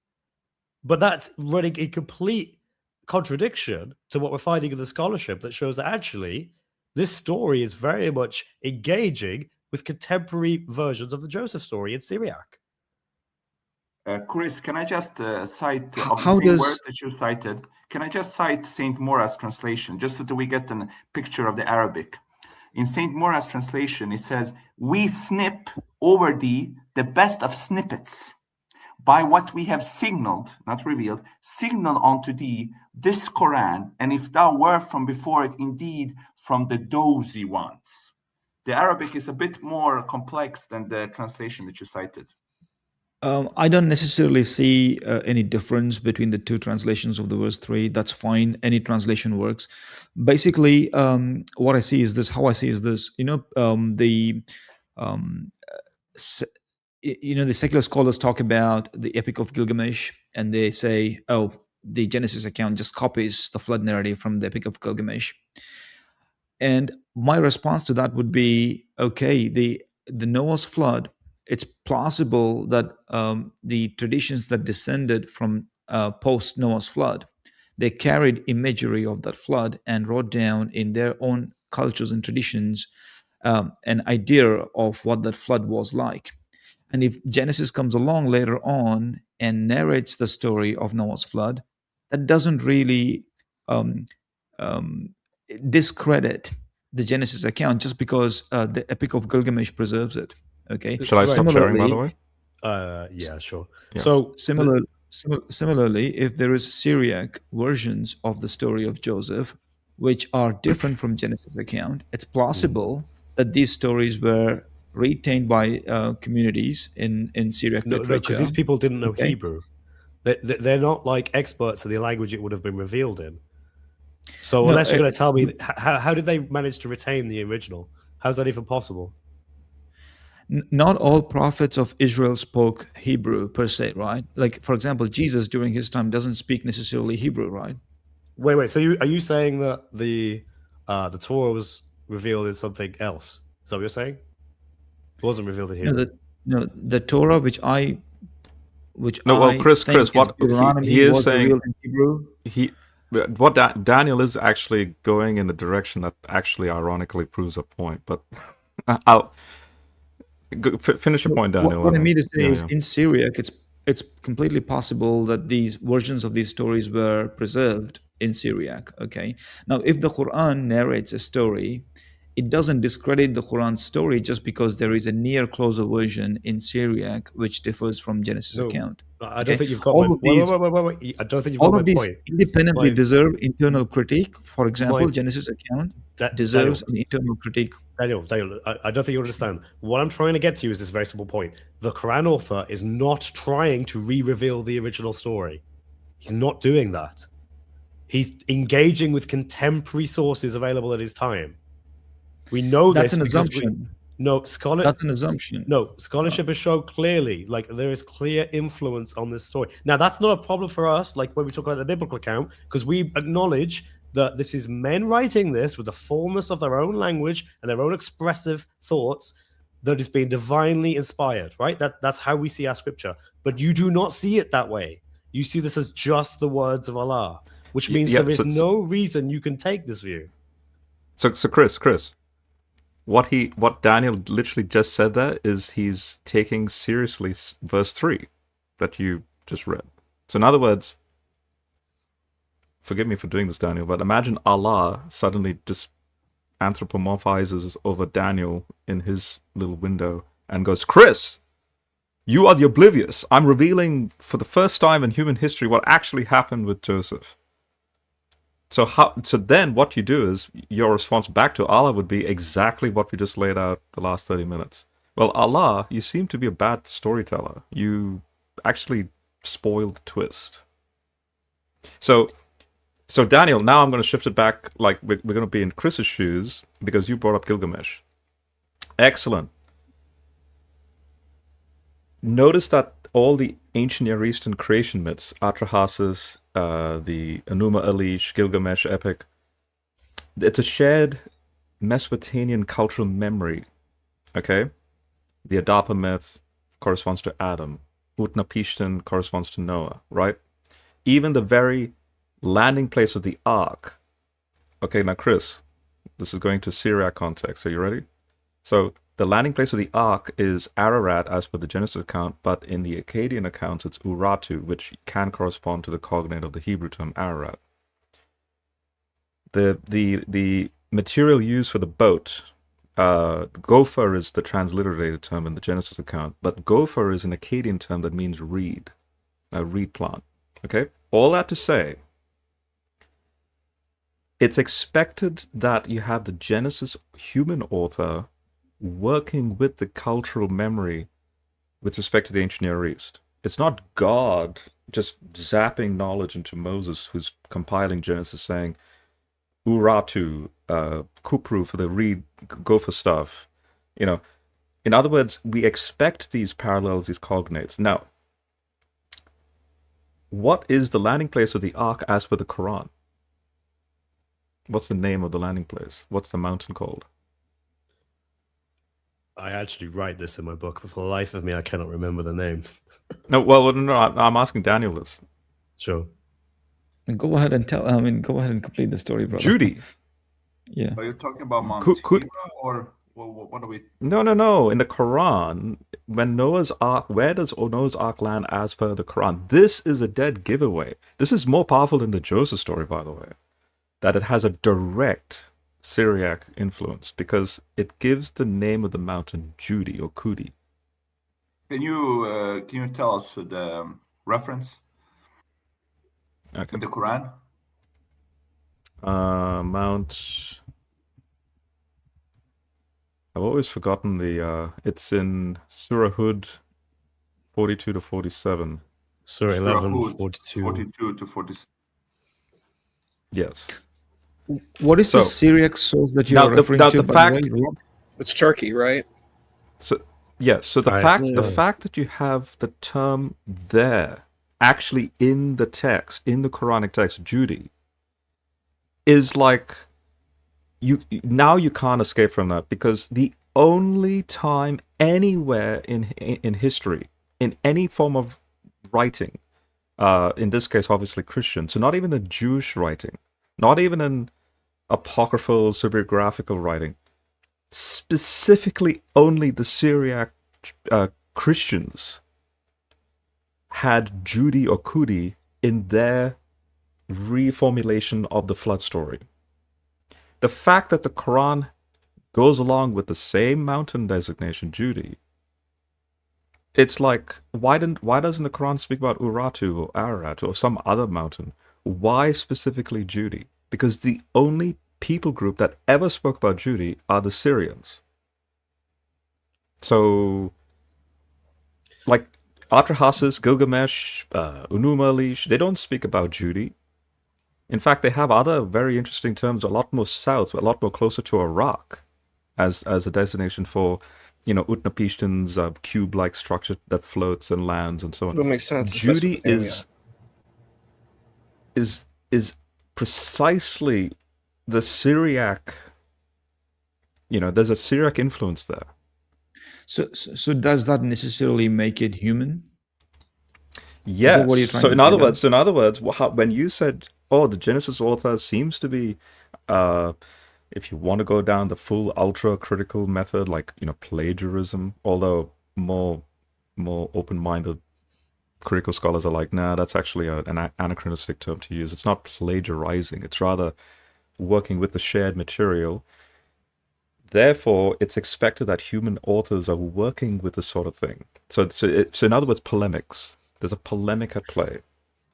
The Quran, though, is saying Allah is saying this to the oblivious, which means, the unseen, like in Surah 3. Muhammad, you weren't an eyewitness when Mary was in the temple being fed by God. So since this is from the unseen, this is omniscient, perfect, true knowledge of history. Why does Allah then repeat exactly the human tafsir that happened in history as being real history? So Allah is putting his stamp of approval on human tafsir, but we know humans are fallible and they are prone to error. So the fact of the matter is this: there is an assumption or presupposition that goes on here with the Syriac literature. You're assuming Syriac literature hasn't got the elements of truth in that literature, right? That's an assumption. Okay. Wait, one thing They to don't have to add go both to that. ways, right? One thing I would say is this. You can have reasonable candidates for the originals, right? I don't need to tell you what the originals are, because I don't need to have that burden of proof. I just need to tell you what they definitely aren't.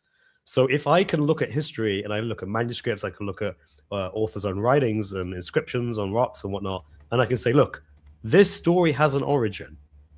It wasn't until this point that people changed a narrative. We can see the narrative before. We can see what it's now changed into. And from that point onwards, it then continues in these particular areas and it finds its way into the Quran. Because it's not a candidate for the original, because we know what predates it, we know what comes before it, we can actually make a timeline. It was this and maybe some other things. Then it changed into this at this particular century. And sometimes we can even say who might have been responsible for that. But the point is that change cannot be divine. It doesn't go back to Moses. It's most likely it's not even in the right language. It's using historical critical methods. We can show this with very good evidence. And so my point is if you don't accept that, that's just a human thing. The Quran is engaging with human works, and that's okay, as long as you acknowledge that the author is not trying to re-reveal original divine stories. But you have to say that if you think that the previous stories are corrupt and the Quran is fixing them. I think there is this element here that I think we guys are missing here. When we are looking into this information sources, for a second we have to relax, thinking about what the Quran is doing and what it isn't doing. And the fact that the information that we are dealing with, can we ascertain the information, that becomes important. So if the Syriac literature does mention Judy, why doesn't that mention Ararat? And why does the Genesis account mentions Ararat and the other accounts mention Ararat? Are these two different locations, geographically separate? And which one is accurate? Which one is more plausible location for the ark to have landed? These are the sort of investigations that take precedence, rather than saying the Quran is human work because it's dependent on these existing literature sources. That's not an obvious conclusion to draw. What becomes obvious is to investigate which of these accounts could be a more plausible account, whether it is Right. Ararat, what location is that, whether it is Judy, what different location is that. So that becomes important, not necessarily to draw a conclusion that the Quran was human work. Well, but I think that's exactly what what we, Rob, and everyone here has shown, which is that, if we know when something was introduced, it cannot be the original revelation given to Moses by definition. Imagine if, like, it's actually all pointing to the same position. The Genesis account has a different name, has all these different names, but the Quran is actually just saying the same place but a different name. That doesn't matter, because the point is that we know when that word was introduced, and we know its context, and that word cannot be the original. So why is the Quran choosing to, like, use Syriac words when there is an the assumption, author? Chris. Wait! But the author knows the original word that was used. Why wouldn't he use that word? You Why are is making he- an assumption. You are making an assumption that the account of Genesis, as comes in the Genesis I know. account, Moses gave it, and those words Nope. were the true words. Nope, You're not making an making assumption at there. all. No, that can be totally wrong, Daniel. But the Genesis account is a valid candidate for the original revelation given to Moses.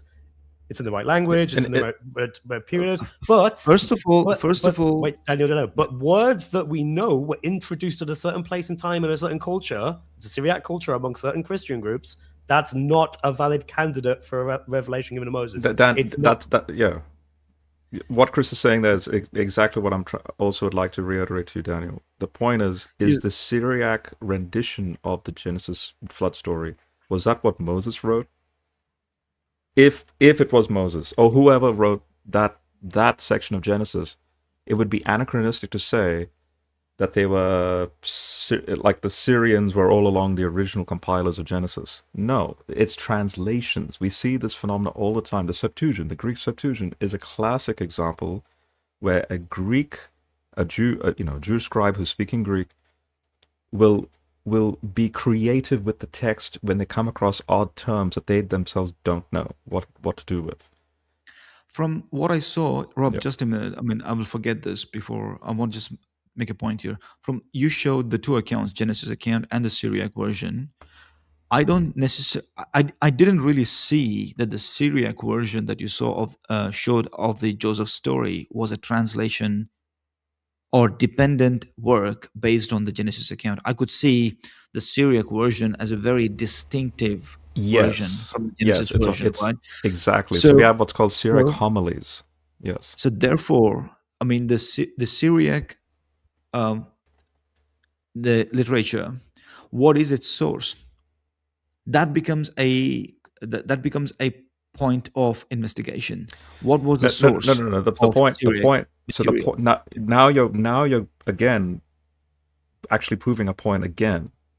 If it's a homily, if it's a Syriac homily, then it's not the Syriac translation of the Genesis story. So in other words, we have the Syriac Bible. Okay. In other words, if you read the Syriac Bible, like the Peshitta, right? If you read the Peshitta, it'll read just like what we read in Genesis. That they saw Joseph afar. That suddenly let's throw them down the cistern. They'll even mention Reuben in the Syriac terminology. Yeah. The homilies are literally a type of tafsir, but at the same time a type of singing, song, prose, poem. That's because that's how the Syriac lectionaries, how they used to operate.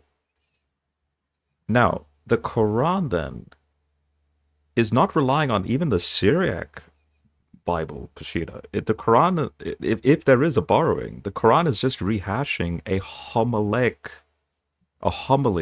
Syriac homily, that it's expected to have anachronistic terms like spoiling the caravan situation. Spoiling that the caravan will pick him up and so on and so on. But Rob, That fits homilies more than the actual text. but So Rob, that this is the actually thing. The tells me Quran. that actually Just one moment, please, Dan. The Quran does state its intention quite clearly in Surah 3, Al Imran, verse 7, where it says that there are like verses which are like judicial. Actually, and Dr. Luxemburg has translated this judicial as canonical, which are like part of the Kitab, the mother scripture, the canon. And there are verses that are like similar to it, which Dr. Luxemburg has interpreted through his work as being like apocryphal or from the homilies, etc., that are like similar to it. And the Quran is stating in Surah 3, verse 7, that its intention is to use both of them to confirm biblical truths. Like, for example, in the canon, God did not revive Pharaoh, okay? But it is a biblical truth that God's mercy is never ending. It's an infinite mercy. Everybody that repents to God, God will accept his repentance and redeem him. So the Quran is also using the works of Rabbi Eliezer, who in his Talmudic writings talks about how God revived Pharaoh and made him the king of Nineveh when he implored to God to save him when he was about to drown with his soldiers. So I think you are, just as Chris said, the Quran is quite clear with what it's saying, what its intent is. So I don't think we need to put that much focus on this when the Quran is already quite clear what it's doing. Now that the Muslims, the Sunnis and Shiites, don't accept this intention that is declared by the Quran, that is another problem.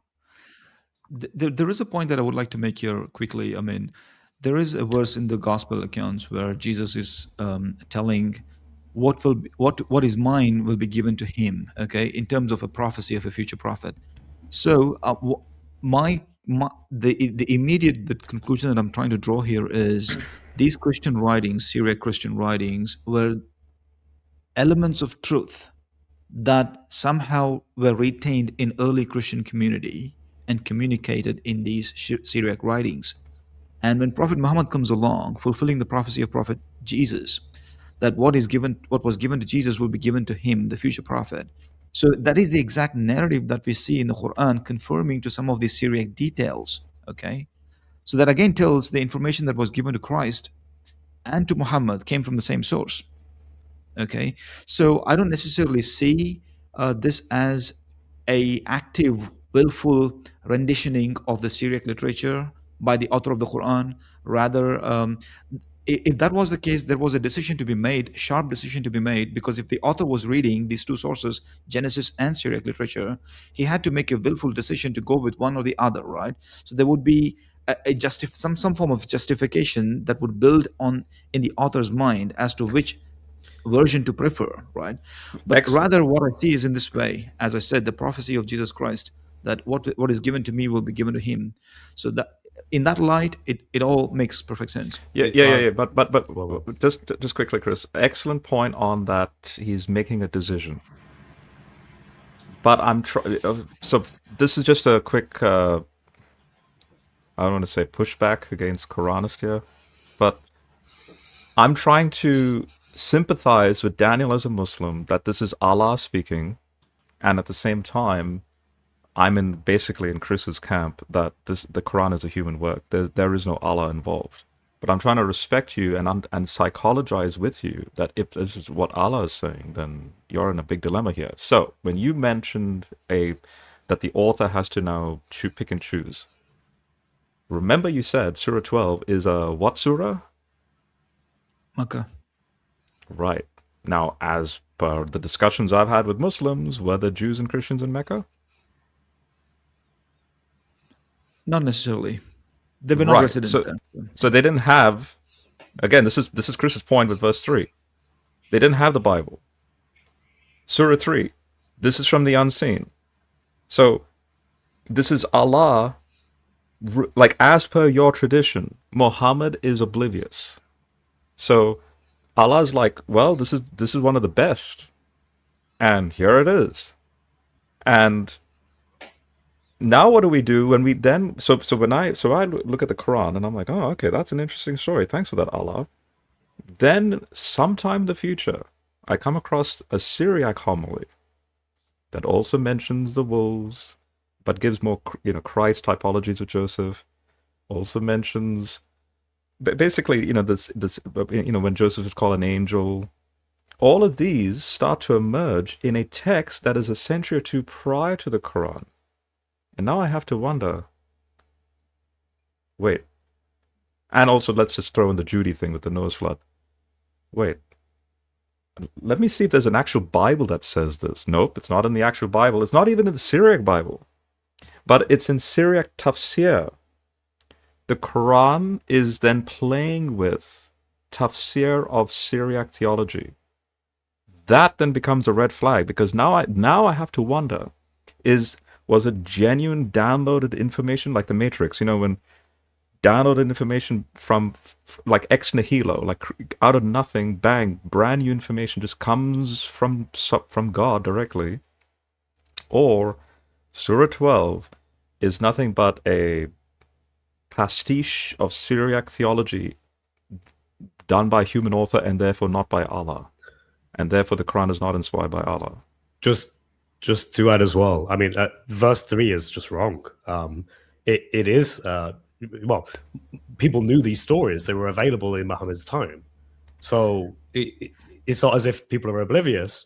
It would be a bit like me saying, I don't know about the story of Rose, I don't know, I'm trying to think of like any story, some like nursery rhyme. I don't know. I don't know about Bob the Builder, the cartoon show. How could I possibly know that? God has told me about it. And then you look, you're basically, like, verse 3 is talking to people in Makkah. You got to keep that in the mind. It's not talking okay, to. Well, that's not how scholars look at it. That's not how in general. It's not talking to people in general. So no, it's talking to Muhammad. It is talking to a specific group of people. Exactly, yeah. it's talking to Muhammad, right? Yeah, telling Muhammad exactly. that I'm telling you this is the best of stories, and you did not know this before. But he lives in a culture where this story is prevalent. No, that's an assumption again. That's again it's not. No, assumption. It's not an assumption. We know there are Syriac Christians living in Arabia. We know what they had as stories. We know what their influences were, and we know where their stories come from. You see, so Daniel, quickly, what Chris is saying, Daniel, just quickly, yeah. I'll just quickly say this. What Chris is saying there is therefore what you then need to realize is my Islamic tradition correct with respect to the claim that there were no Christians in Mecca? That's the point. That's the next logical question you have to ask, because if there is, clearly Surah 12 happens to be Meccan, but it seems to be Syriac homily stuff, that ergo, that means there were Christians or potentially Jews, and in this case Syriac Christians. The whole Aksum situation, lower than Mecca. So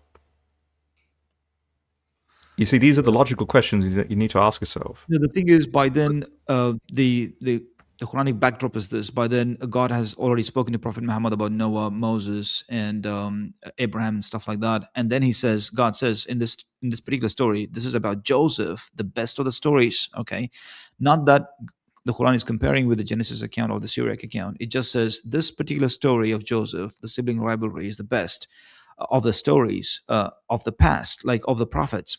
And then it goes on to narrate it. Okay, and you did not know. Basically, stating you did not know this.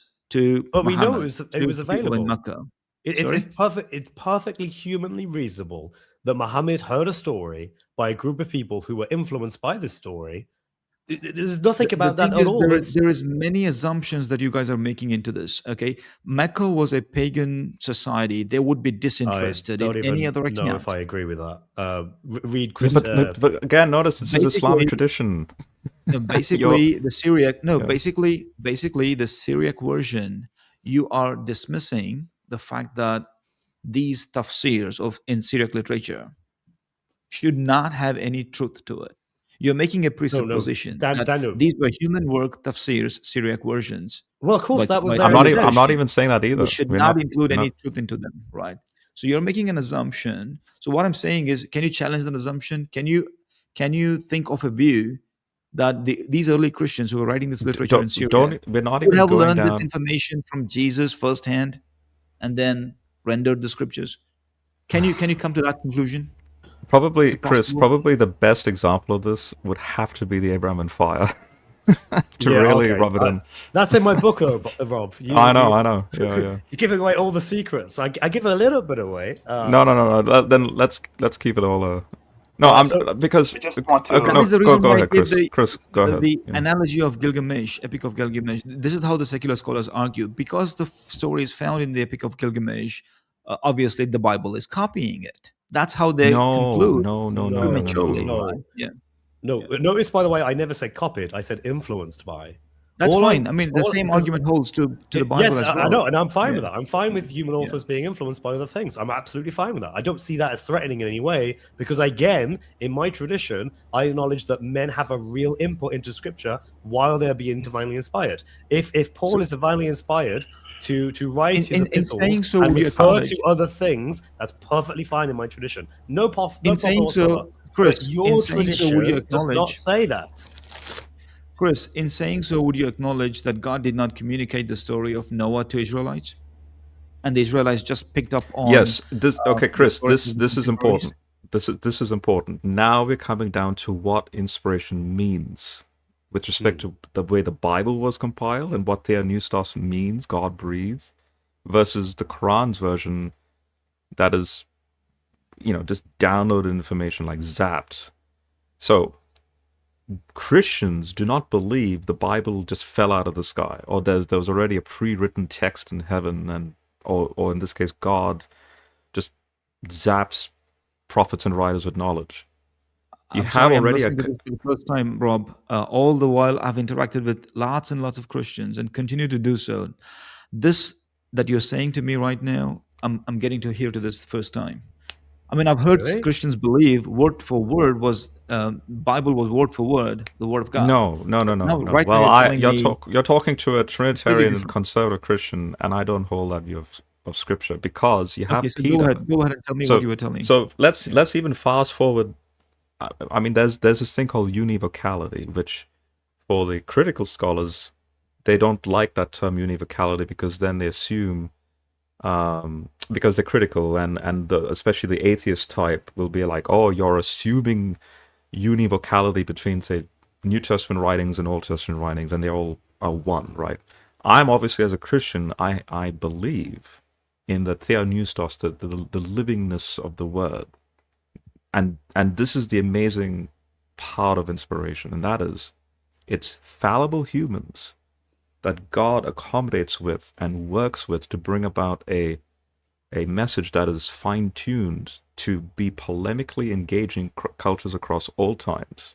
So 2 Peter 1 literally says that the Spirit, and it uses sailing terminology as an image for this, what inspiration means. The Spirit guides the author. In what sense? Just as the winds fill the sail of a ship.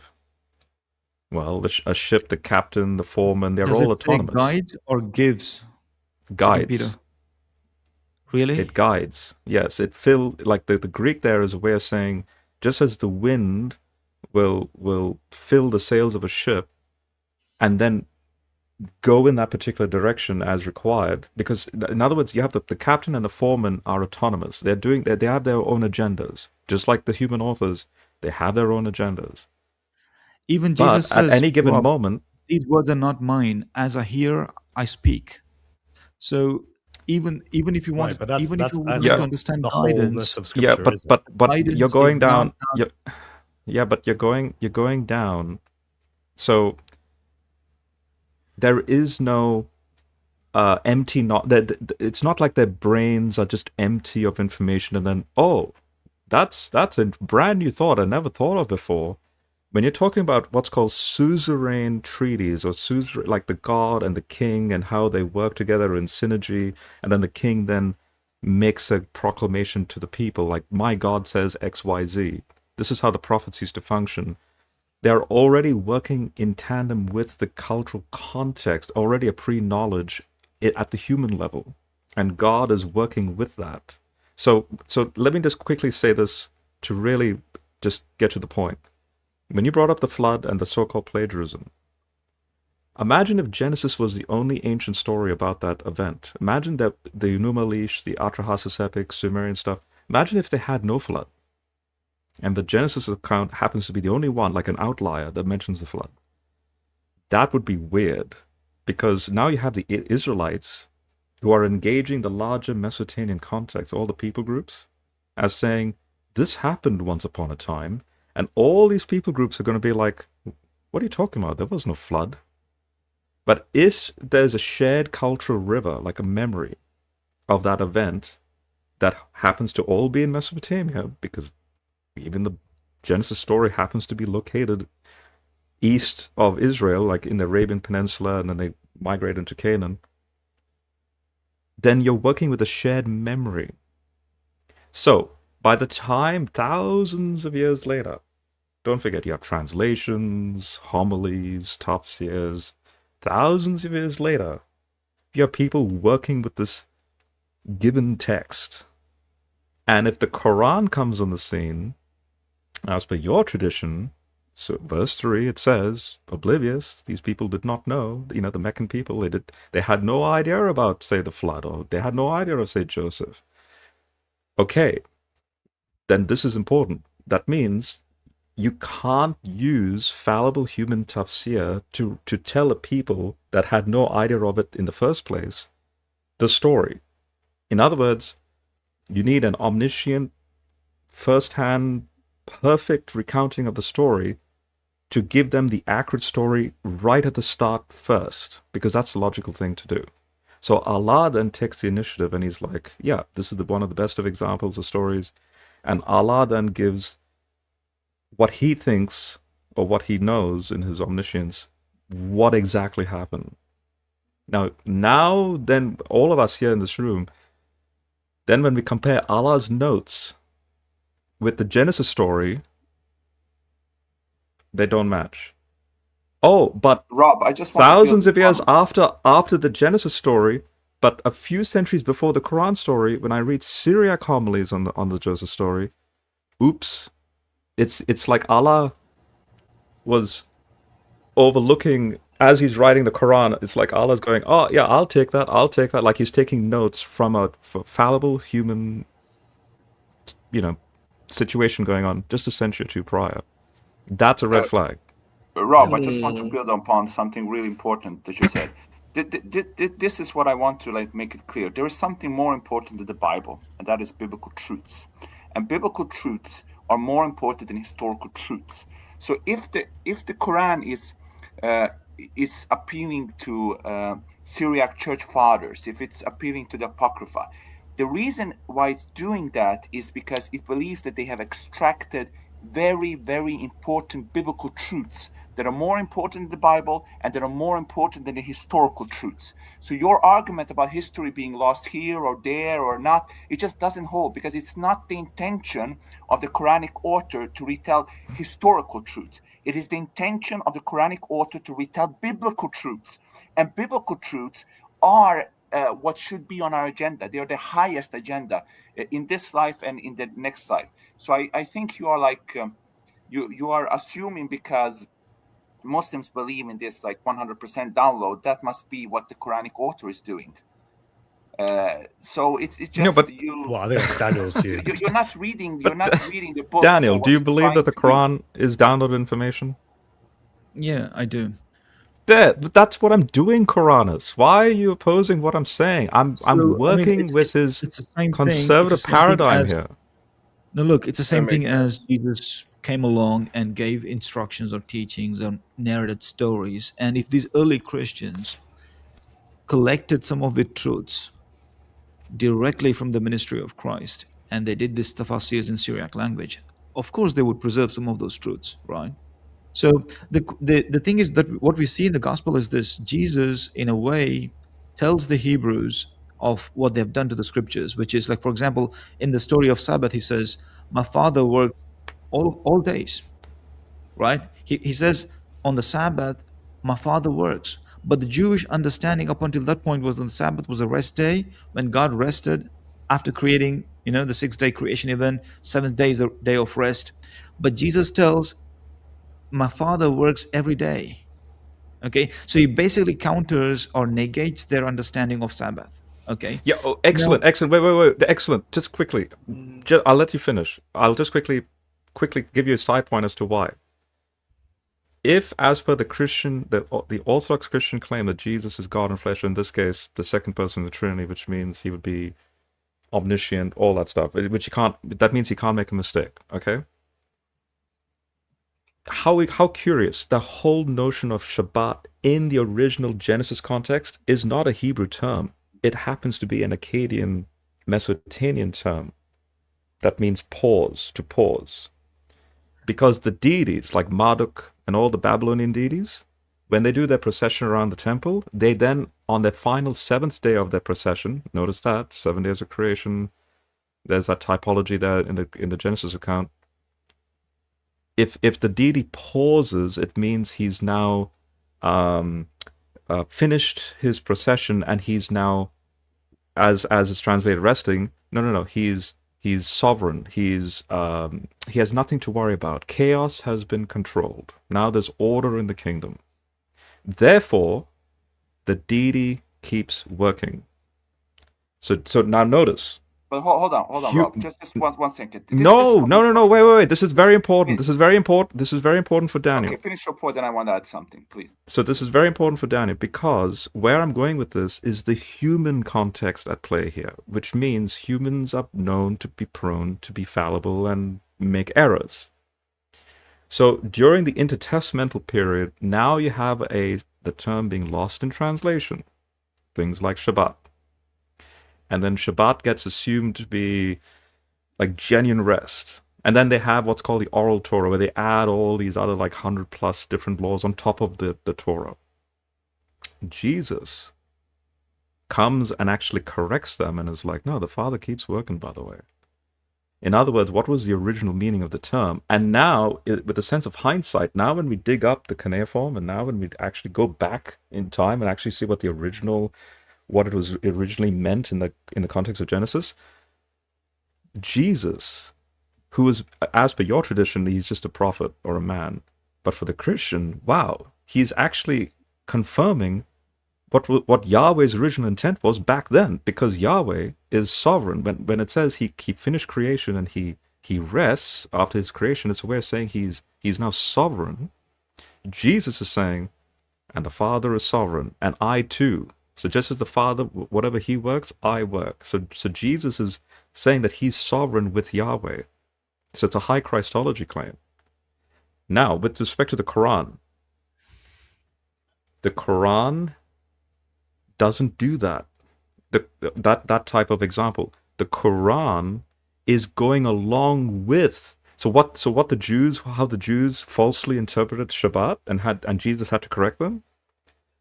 But the Quran is not correcting what you and I would say as a Syriac literature. The Quran's going along with it. Yes. The speaker, that random speaker that was meant to be Reuben, the speaker assumed the caravan will come and take Joseph away, for example, or there will be wolves that will eat him, or that he is an angel, a splendid angel. The Quran is just going along with the Syriac. Creative, made up stuff. Just to add one thing. Can I just respond to him, Chris, because it took a really long time. I really have something on my mind. Rob, do you have a channel of your own, where you do things? Yep. I've muted you because I'm a real bad person like that, Daniel. Nemin, do say what you want to say. Yes, but I will say before you do that, I'm really sorry, but I was supposed to finish 40 minutes ago. I'll go for like another 10 minutes and then I have to close this down. Sorry for talking long, Chris. No, it's all right. You need to. But yeah, Nemin, do your thing. This is Rob is illustrating my point. In the Bible, it does not say that Jesus is omniscient, but Rob believes that to be a biblical truth that can be extracted from the Bible, a biblical truth that is being signaled to him when he reads the Bible. But in the Bible, Jesus is not omniscient because he doesn't know the hour. This is the same thing with the Quran. Earlier, you read translation of a verse that talks about the Quran revealing something. But when I go to the literal reading of Saint Murad, it talks about the Quran signaling something. Like texts and history are revealed, but truths, the deeper truths, the truths that bring us salvations, they are signaled. And the Quran is constantly talking about what is being signaled through the Quran, not revealed through the Quran. So Bob is like, he's trying to say something, what Christians believe, but the point is the Quran is doing the same thing. He, as a Christian, believes in things which are not in the Bible, but they are yet biblical truths. And the Quran is doing the same thing. It's saying that there are things that are not in the Bible, like God reviving the Pharaoh, but there is a biblical truth that God can revive anybody that repents, even Pharaoh himself. That was all. Yeah, but again, I don't know what Quran is. Do you actually believe the Quran is giving valid truths? Yes, biblical truths. Biblical truths. No. Not Okay, historic so truths, for biblical example, truths. Just- okay, so for example, Daniel, for example, Surah 10 when it speaks about the Pharaoh drowning, give me the name of the Pharaoh that drowned. Is it Ramses II? Is it Amenhotep? Is it Amenhotep II? Is it Ramses the Great?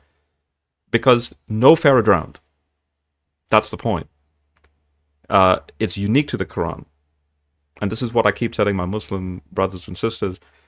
If you can show me specifically the Pharaoh that drowned, because you're in a window of the early date, 1400s BC or the 1200s BC, either way, the pharaohs in that range, they did not drown. And all the fictional recountings of the Exodus story, like say Prince of Egypt. Is it Prince of Egypt? The one that the cartoon? Yeah. You have Ramses surviving. Greatest animation ever.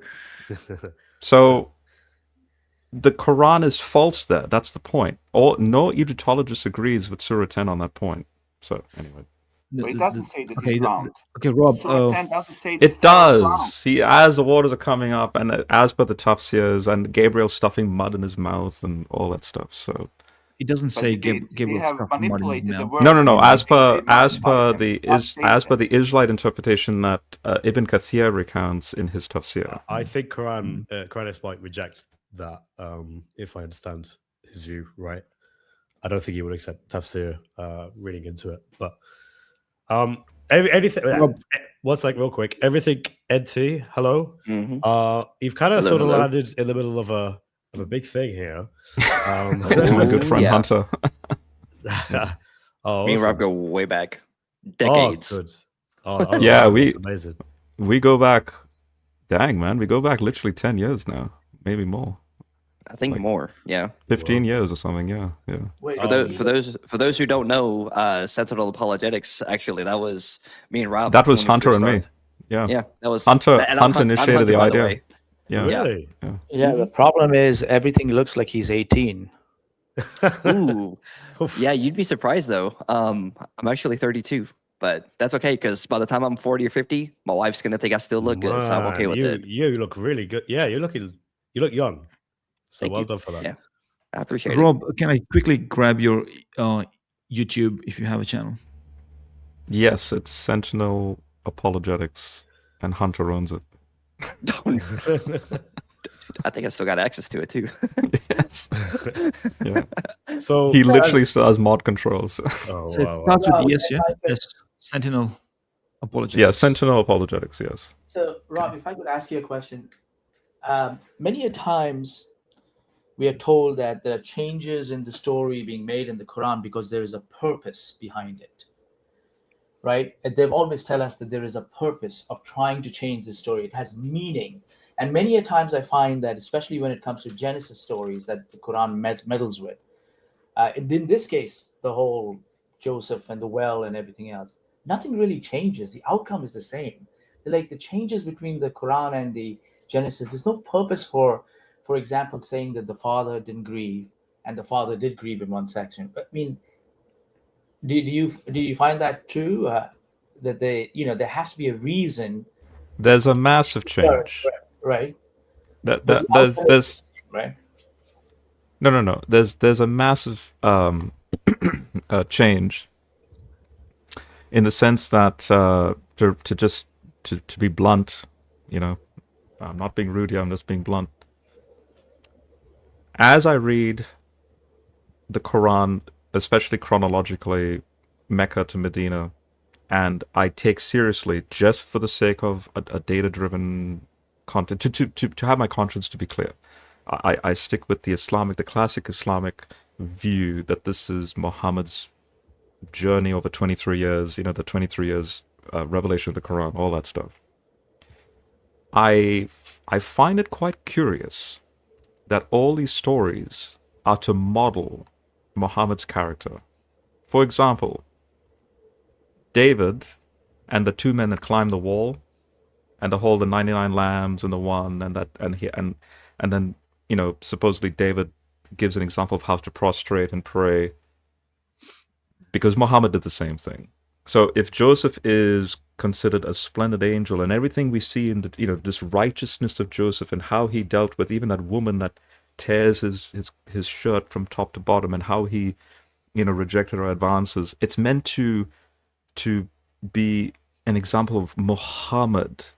Because see, Muhammad's the one that when he goes up the 7 levels of heaven, Jesus and Moses is in like the 3rd and 4th level, and then Abraham's like the 7th, the highest level, and Muhammad literally says, if you want to see what I look like, well, if you want to see what Abraham looks like, well, he looks just like me. So I find it curious. Rob, that's not in the Quran. That's not no. What? That's in your tradition. But what I'm saying is, you can't mix the two, right? So, no, that's literally in your tradition. What I'm saying is, he will reject the cannot hadith. Take those traditional claims and then conflict. So do you reject the hadith that says that? I mean, the Quran rejects the hadiths basically. Are you a Quran only? Oh, yeah. Okay. I'm a Quran only. Sorry. So then, then now that becomes a whole different can of worms. Which fine, I'll forget the tradition. Then in fact, this again works in our favor in this sense, Daniel. If you're Quran only, then Muhammad, you can't think of a Muhammad character. In other words, I start to notice the Quran as reorganized by critical scholars to have an early Meccan, middle Meccan, all the way down to late and then early Medinan and so on. I start to notice that the earliest surahs that are very short and actually quite interesting, to be honest, seem to have like a type of Aesop's fable to it. Seems to have a type of like as if there was a Christian lurking around, and just like Proverbs. And then by the time you reach more elaborative, like Surah 5 or Surah 9, now you're talking full-blown polemics. I mean, 5, for example, the table. I mean, did you see how it ends? Jesus looking up to heaven and a table of food coming down. That is classic imagery, again, in the Syriac homilies, of a combination of the feeding of the 5,000 and the Last Supper. Yeah. So what I'm saying is that if you take the 23 years, but at the same time you have this very primitive, very basic, very simple, straightforward language, it starts to become a little bit more polemical, a little bit more elaborative, a little bit like Surah 12 then becomes the longest biblical narrative, as what all of these scholars will say, that putting Muhammad aside is just another rehashment of it. But if I stick with your tradition, just to quickly conclude on that point, but if I'm talking to a Sunni Muslim that holds to the Hadith tradition, then I have the other pushback to say, I find it curious that just as the Christians would model Joseph with Jesus, the Muslims are modeling Joseph with Muhammad, for example. Jesus is stripped away. All the lamb sacrificial imagery for Jesus, all stripped away. Yeah. I don't necessarily see that even as a traditional... I mean, I was bred into a traditional culture. My upbringing was Sunni traditional Islam. I never saw that way. I never saw Muhammad was painting himself to be like an angel, or to be like Abraham, or to be like Jesus.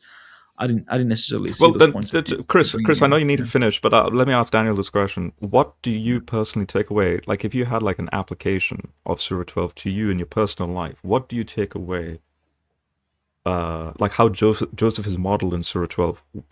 How would you align your life to align with Joseph? Like, what lessons do you take away from Surah 12? Basically, the perseverance and patience and suffering, the long suffering that Joseph had, departure from his family, being imprisoned, sticking to the truth, to righteousness, and basically becoming a tool in the hands of God to fulfill the glory of his kingdom, basically. So God ended up guiding Egyptians through Joseph, and all that God did through Joseph required Joseph to be extremely perseverant and patient human being and righteous individual. So that's the derived message out of the story of Joseph, because it comes at a time when his own tribes in Mecca are pushing back on Prophet Muhammad's prophecy, right? So it comes as a consolation to Prophet Muhammad. Look, this is what happened in the past. Joseph was driven out of the family, and all of this happened with him, but God brought about a great change in a different land and guided lots of people. So that's the message that goes into the text of Joseph's story, not necessarily the details with the wolf or the angel or other sorts of details. Those are not real. That's precisely why even the Quran does not mention the names of the Pharaoh or which brother was it in Joseph's story. Those are all irrelevant details. All right. What is relevant is the core text, core message, which is patience, perseverance, and being righteous for the glory of God. That's the main message of these stories. Can I just add something here, Chris? Yeah, I'm going to have like a final wrap up with Daniel, but say something. Okay. And then Well, one minute. So what I take from Surah, Yusuf, So I just wanted him to say all that to for the Christians listening, to see that this is the Jesus typology that Christians were doing well before the Quran. So what I take from that surah is that every time people betray me, every time people sell me out, God will be there for me. God will be there to buy me back. Even if they sell out my life, God will be there to buy back my life. Just as when people sold out Jesus, God bought him back. God bought his life back. I just want to quote a literal translation of Surah 10, verse 91 to 92. It says this, the literal translation. Now and thou hast already disobeyed before, and were of the corrupters. So today we extricate thee by thy torso, extricate, to be a sign to whoever is behind thee, and surely many of the humans are indeed dozy about our signs. So the Quran clearly says that Pharaoh was extricated from the water, he was saved from the water. So Rob is wrong on that point. That's not reading the Quran sincerely. Okay, I might not agree on that, but we can discuss that some other time. All right, ladies and gentlemen, I need to do a few things. I need to, as Just Janice has helpfully reminded me, I need to go through some super chats, and then I'm just going to summarize this position and summarize what I think we talked about here, at least what I think is really weighty, like for, that also aligns with my book, because a lot of what I have written in my book, I learned from Rob, to be perfectly honest with you. Let's go to some super Trust chats. me, I learned a lot from you too. Oh, thank you. I appreciate that. I also have something to share too at some point. All right, remind me. So hang on. I've been refuted by the red heifer. Okay, cool. Congratulations on your new book, From Inquisitive Mind. You're a star. Thank you, my friend. God bless you, and thank you for your constant support. It means a lot to me. Loaves of bread. Quran's like Billy Madison and the Lost Little Puppy. Thank you very much for your super chat. Timothy says, I get more literary insight from green eggs and ham than I get from the Quran. All right, thank you very much for your support, Timothy. And is this a little one? Yes, Daniel confirms Allah can't preserve a book. Cool. All right, okay, so my little summary here. Daniel, I think the real key things here for me is kind of these pillars that make this argument, which is that the Quran author clearly identifies the gospel and the Torah as being what was present in his time, which aligns with what we have today in terms of its key message. The Quran claims to be in continuity with this, not in specific ways, not in limited categories, but in broad, unspecified ways. And we know in terms of how semantic language is used, we know that implies the whole of something unless you qualify otherwise. Again, like if I said, I believe in the Quran, if I never say anything else, the appropriate way of understanding that is that I believe in the whole Quran, because I never said only parts. I just said, I believe in the Quran. And then finally, the third part is that there are real, genuine points of contention where there is not continuity between certain stories, like Rob was going through today, in the Quran in comparison with the biblical texts. That leads to the conclusion that the author of the Quran has erred, is one way. Another way is that he's actually just comfortable with saying things that aren't true. That's another way of looking at it. Another way of looking at it is that the Quran author is just a human being who is making a polemical argument to deal with his the situation he finds himself in, and he's using biblical material to make that kind of argument. I think these are valid conclusions. I don't think the conclusion that the Quran is from God is a valid conclusion in this instance. You could have the Christian position if you want to. You could say, well, maybe it's Muhammad being divinely inspired by God. I think that would help. But in the traditional understanding of, no, you think the Quran is by Allah and is not the words of man, I don't think that works. And I think that's been demonstrated by me and also very much by Rob in particular today. I'll let Daniel, I'll give you 1 minute to say what you want because I'm nice like that. Then I'm going to let Isa say his thing, and then I'm going to shut down this live stream. And Daniel, it's been a pleasure. Thank you. Like, you're actually good to converse with. Hey, thank you, Rob. I would like to definitely have some sessions with you if you like. I would like to send you an email. Is your email available on your channel? Yeah, the Sentinel Gmail thing is there in the about section. I will shoot an email to you just after this, awesome. And we can catch up. All I have to say, Chris, is this. I think I've clarified my position. Okay. It basically depends on how you would want to see, with what sorts of presuppositions. One of the presuppositions that you shouldn't necessarily have is this, that God did promise to communicate verbatim language to a prophet. Okay. If that was Christ, if that was Muhammad, that's up for a debate. But God did promise in the Bible that he would give words to the prophet's mouth, right? And everything that the prophet would speak would be from God. So I will leave it there if you want to work with that. And thank you. It was a pleasure coming here on your channel. And I congratulate you for your book. Yeah, I know how hard it is to write a book because I've written books myself. So it's not an easiest of the things to do, basically, with all of this technological help. But still, it's very hard. So we can only imagine how difficult it was to produce a book in ancient times, in medieval, in antiquity and stuff like that. So yeah, wonderful. Chris, I'm looking forward to further engagement from you. If you would like to further discuss this, I'm sure there are many aspects of the Islamic dilemma that we're not really conversed, which others do make it a point. So if you want to have a continuity of a debate, I'm most willing to have that with you. Thank you so much for having me here. No worries, Daniel. Thank you very much for coming in and sharing your thoughts. Isa, say your thing, and then I'm going to advertise my book. Sounds good.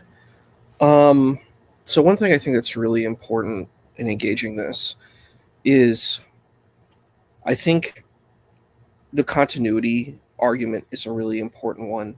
I might put a little plug in here. You should watch my debate where I'm partners with David Wood versus Junior and Rain. We had a debate: is the Bible affirmed or abrogated? I think it's pretty clear that the Quran affirms the Bible, the Torah, the Zabur, and the Injil. I think the saying that these texts are corrupted is illogical and irrational. I think you would have to prove global conspiracy. I don't think that's possible. I think it's a fast food escape to try to say, well, the texts are corrupted. So I'm just going to abandon them and just say, well, some of it looks good. And then I also think it's problematic to say, well, I'm going to use historical critical method on the Bible, but I'm not going to use it on the Quran. I find that to be extremely problematic too. We're going to look at all the scholars that critique the Bible and see the problematic elements of the Bible, but we're not going to look at the problematic elements that are seen with the Quran. We're not going to talk about Cook and Krona. We're not going to talk about these authors. And there's many very important point. Yeah. Thank you. There's many authors that do not see the Quran as standing up through historical critical method, nor the Hadith. So if we're going to use historical critical method, we must then deal with it equally across the board. We cannot make excuses and say, well, the Bible has these problems and the Quran does not. We would have to be consistent throughout. As an academic, I think that's super important. I think that's one problem I see with a lot of Islamic apologetics is I see critiquing the Bible using historical critical method, but I don't see the same thing happening with the Quran. I see excuses. I see escape clauses. We have to be consistent. If we're going to use a tool, then we have to use it all the way. And that's something that I think is super important in this discussion. I think Sentinel Apologetics brought up a really good point, looking at Babylonian tradition. I think another interesting thing is seeing the influence of Zoroastrianism on Islam. There's a lot on there, like the Chinvat Bridge is the same as the Sirat that you see in Islamic tradition. It's very interesting that there's these overlaps, and I don't think that's problematic. I just think we have to be honest. Our traditions are going to be influenced by the cultures around. That doesn't make them false, but to make these really high claims require high evidence. If you don't have the high claim, if you make a high claim, then you need high evidence to prove it. And I think that's the thing. We have to have humility in engaging these discussions and not, give special pleading for our case, but then, what's for me is not for thee. I think that's deeply problematic. And that's something that I've seen in a lot of these discussions. I think there is a way that you can engage with this, but you have to look at it differently. You just have to say, look, the Quran has a different initiative than what the Bible does. You can say, look, it's a spiritual kind of retelling of the narrative, and there's one way that you can look at it through there, but you ultimately need to go back to the Bible. I think that that's a way that you would do it. I think that's when I read the Quran, I see it, it's sort of like a spark note. It says, look, here's a kind of a highlighted image, but the Bible has the more exhaustive narrative. When I hear this, and then I wanted to bring this up, and I'm sorry I couldn't bring it up earlier, is the correction that the Quran corrects the Bible. Makes no sense to me. Like I said this before, the Quran is of the poetic genre. So how has a poetry as a tool going to be used as like a critical tool to say, look, the Bible is false about this. It doesn't give any specifics because poetry doesn't operate like that. If you read, and I brought this up, you read William Faulkner, you read, Shakespeare, the Bard, you read these texts, it's very similar. Like when we look at the poetic genre, it functions like that. We can't look at the text and say, this is now, and plus the Quran should be vastly larger. It should be like the Talmud. It should be multiple volumes of text that would explain this type of thing, but it doesn't. And in fact, like how do we know, what about Ezekiel? We have a little bit about Ezekiel. What about Isaiah, Jeremiah, these big, huge prophets? Isn't there an exhaustive narrative about that if the Quran is a corrective means? I don't think the Quran claims that. I think this is a much later innovation that occurs, and I think that's my 2 cents. Thank you. Thank you very much for that, Issa. That was actually really well put. I wish I could put it as well as that, to be honest. I think that hit the nail on the head. Ladies and gentlemen, my wife is wondering where I'm at, but I'm going to do something really selfish now. I'm going to make myself full screen here just so I can finish this live stream just by talking about my book. So, ladies and gentlemen, I have written a book called The Islamic Dilemma. This is a proof copy, so don't worry about the line there that will be there when you purchase your copy. It is available for pre-order on Amazon, and the link was in the chat a long time ago. I will post it for you again. Let's hope it's still in my clipboard. Oh no, someone sent me something and I looked at it and now I've lost it, but I've got it here. Awesome. So I'm going to post it again. There is the link for the book for you guys to take a look at. If you want to pre-order it on Amazon, on Kindle for ebook version, you could do that right now, and then it will be available to you to download on the 25th. So not this Saturday, but next Saturday. If you'd like a paperback or a hardback copy, like paperback or hardback like this, you can wait till the 25th, and then it'll be available to purchase. I worked my heart and soul into this. I've never written a book before, but I've been helped by people who are much better than me, much more knowledgeable than me. I read the whole Quran front to cover and went through a very in-depth analysis. And I think it's probably one of the best works on the Islamic Dilemma because not many people have written about the Islamic Dilemma, at least not in a very in-depth way. People have written like little guides, little things like that. John Fontaine has his Jesus and the Injil, but it's not a proper book. and it's not academically referenced as rigorously as this book is. I have a bibliography. I've written it in a style that is easy to understand, very straightforward, cuts to the point, and is academically backed. So I really hope you guys, if you want to support me, just buy this book. Even if you're not planning on using it, that's a way of supporting me. But if you want the best and the greatest when it comes to this argument, as it stands today in 2026, then buy the book. And I promise you, you will not regret it. And I need to do super chats. Wait, did I? Oh, wait, no, I already did them. Yeah. I already did Hey, the super chats. I'm all good. Chris, should I email you or the DM on X is the best way to get it going? Either one. Communicate Either one with you. will. All Either right. one should be fine. Yeah, yeah. All right, awesome, ladies and gentlemen. I'm going to close down now. Can I bring everyone back? Just so, yeah, there we go. All right. Thank you all for joining. I think it's been really, really good. And I'll see you all in. Wait, what? Rob is joining the chat. Has he left? Is this Rob coming back? Is it a different Rob? No, it's the same Rob. All right, then. No, God my bless. internet's typical. Typical Australian internet. It's upside down. Yep. Right. Anyway. I was going to say it too. Yes, likewise. God bless you all. Have a great day. Take God bless care. all. Yeah. God bless all. Rob, would you like to step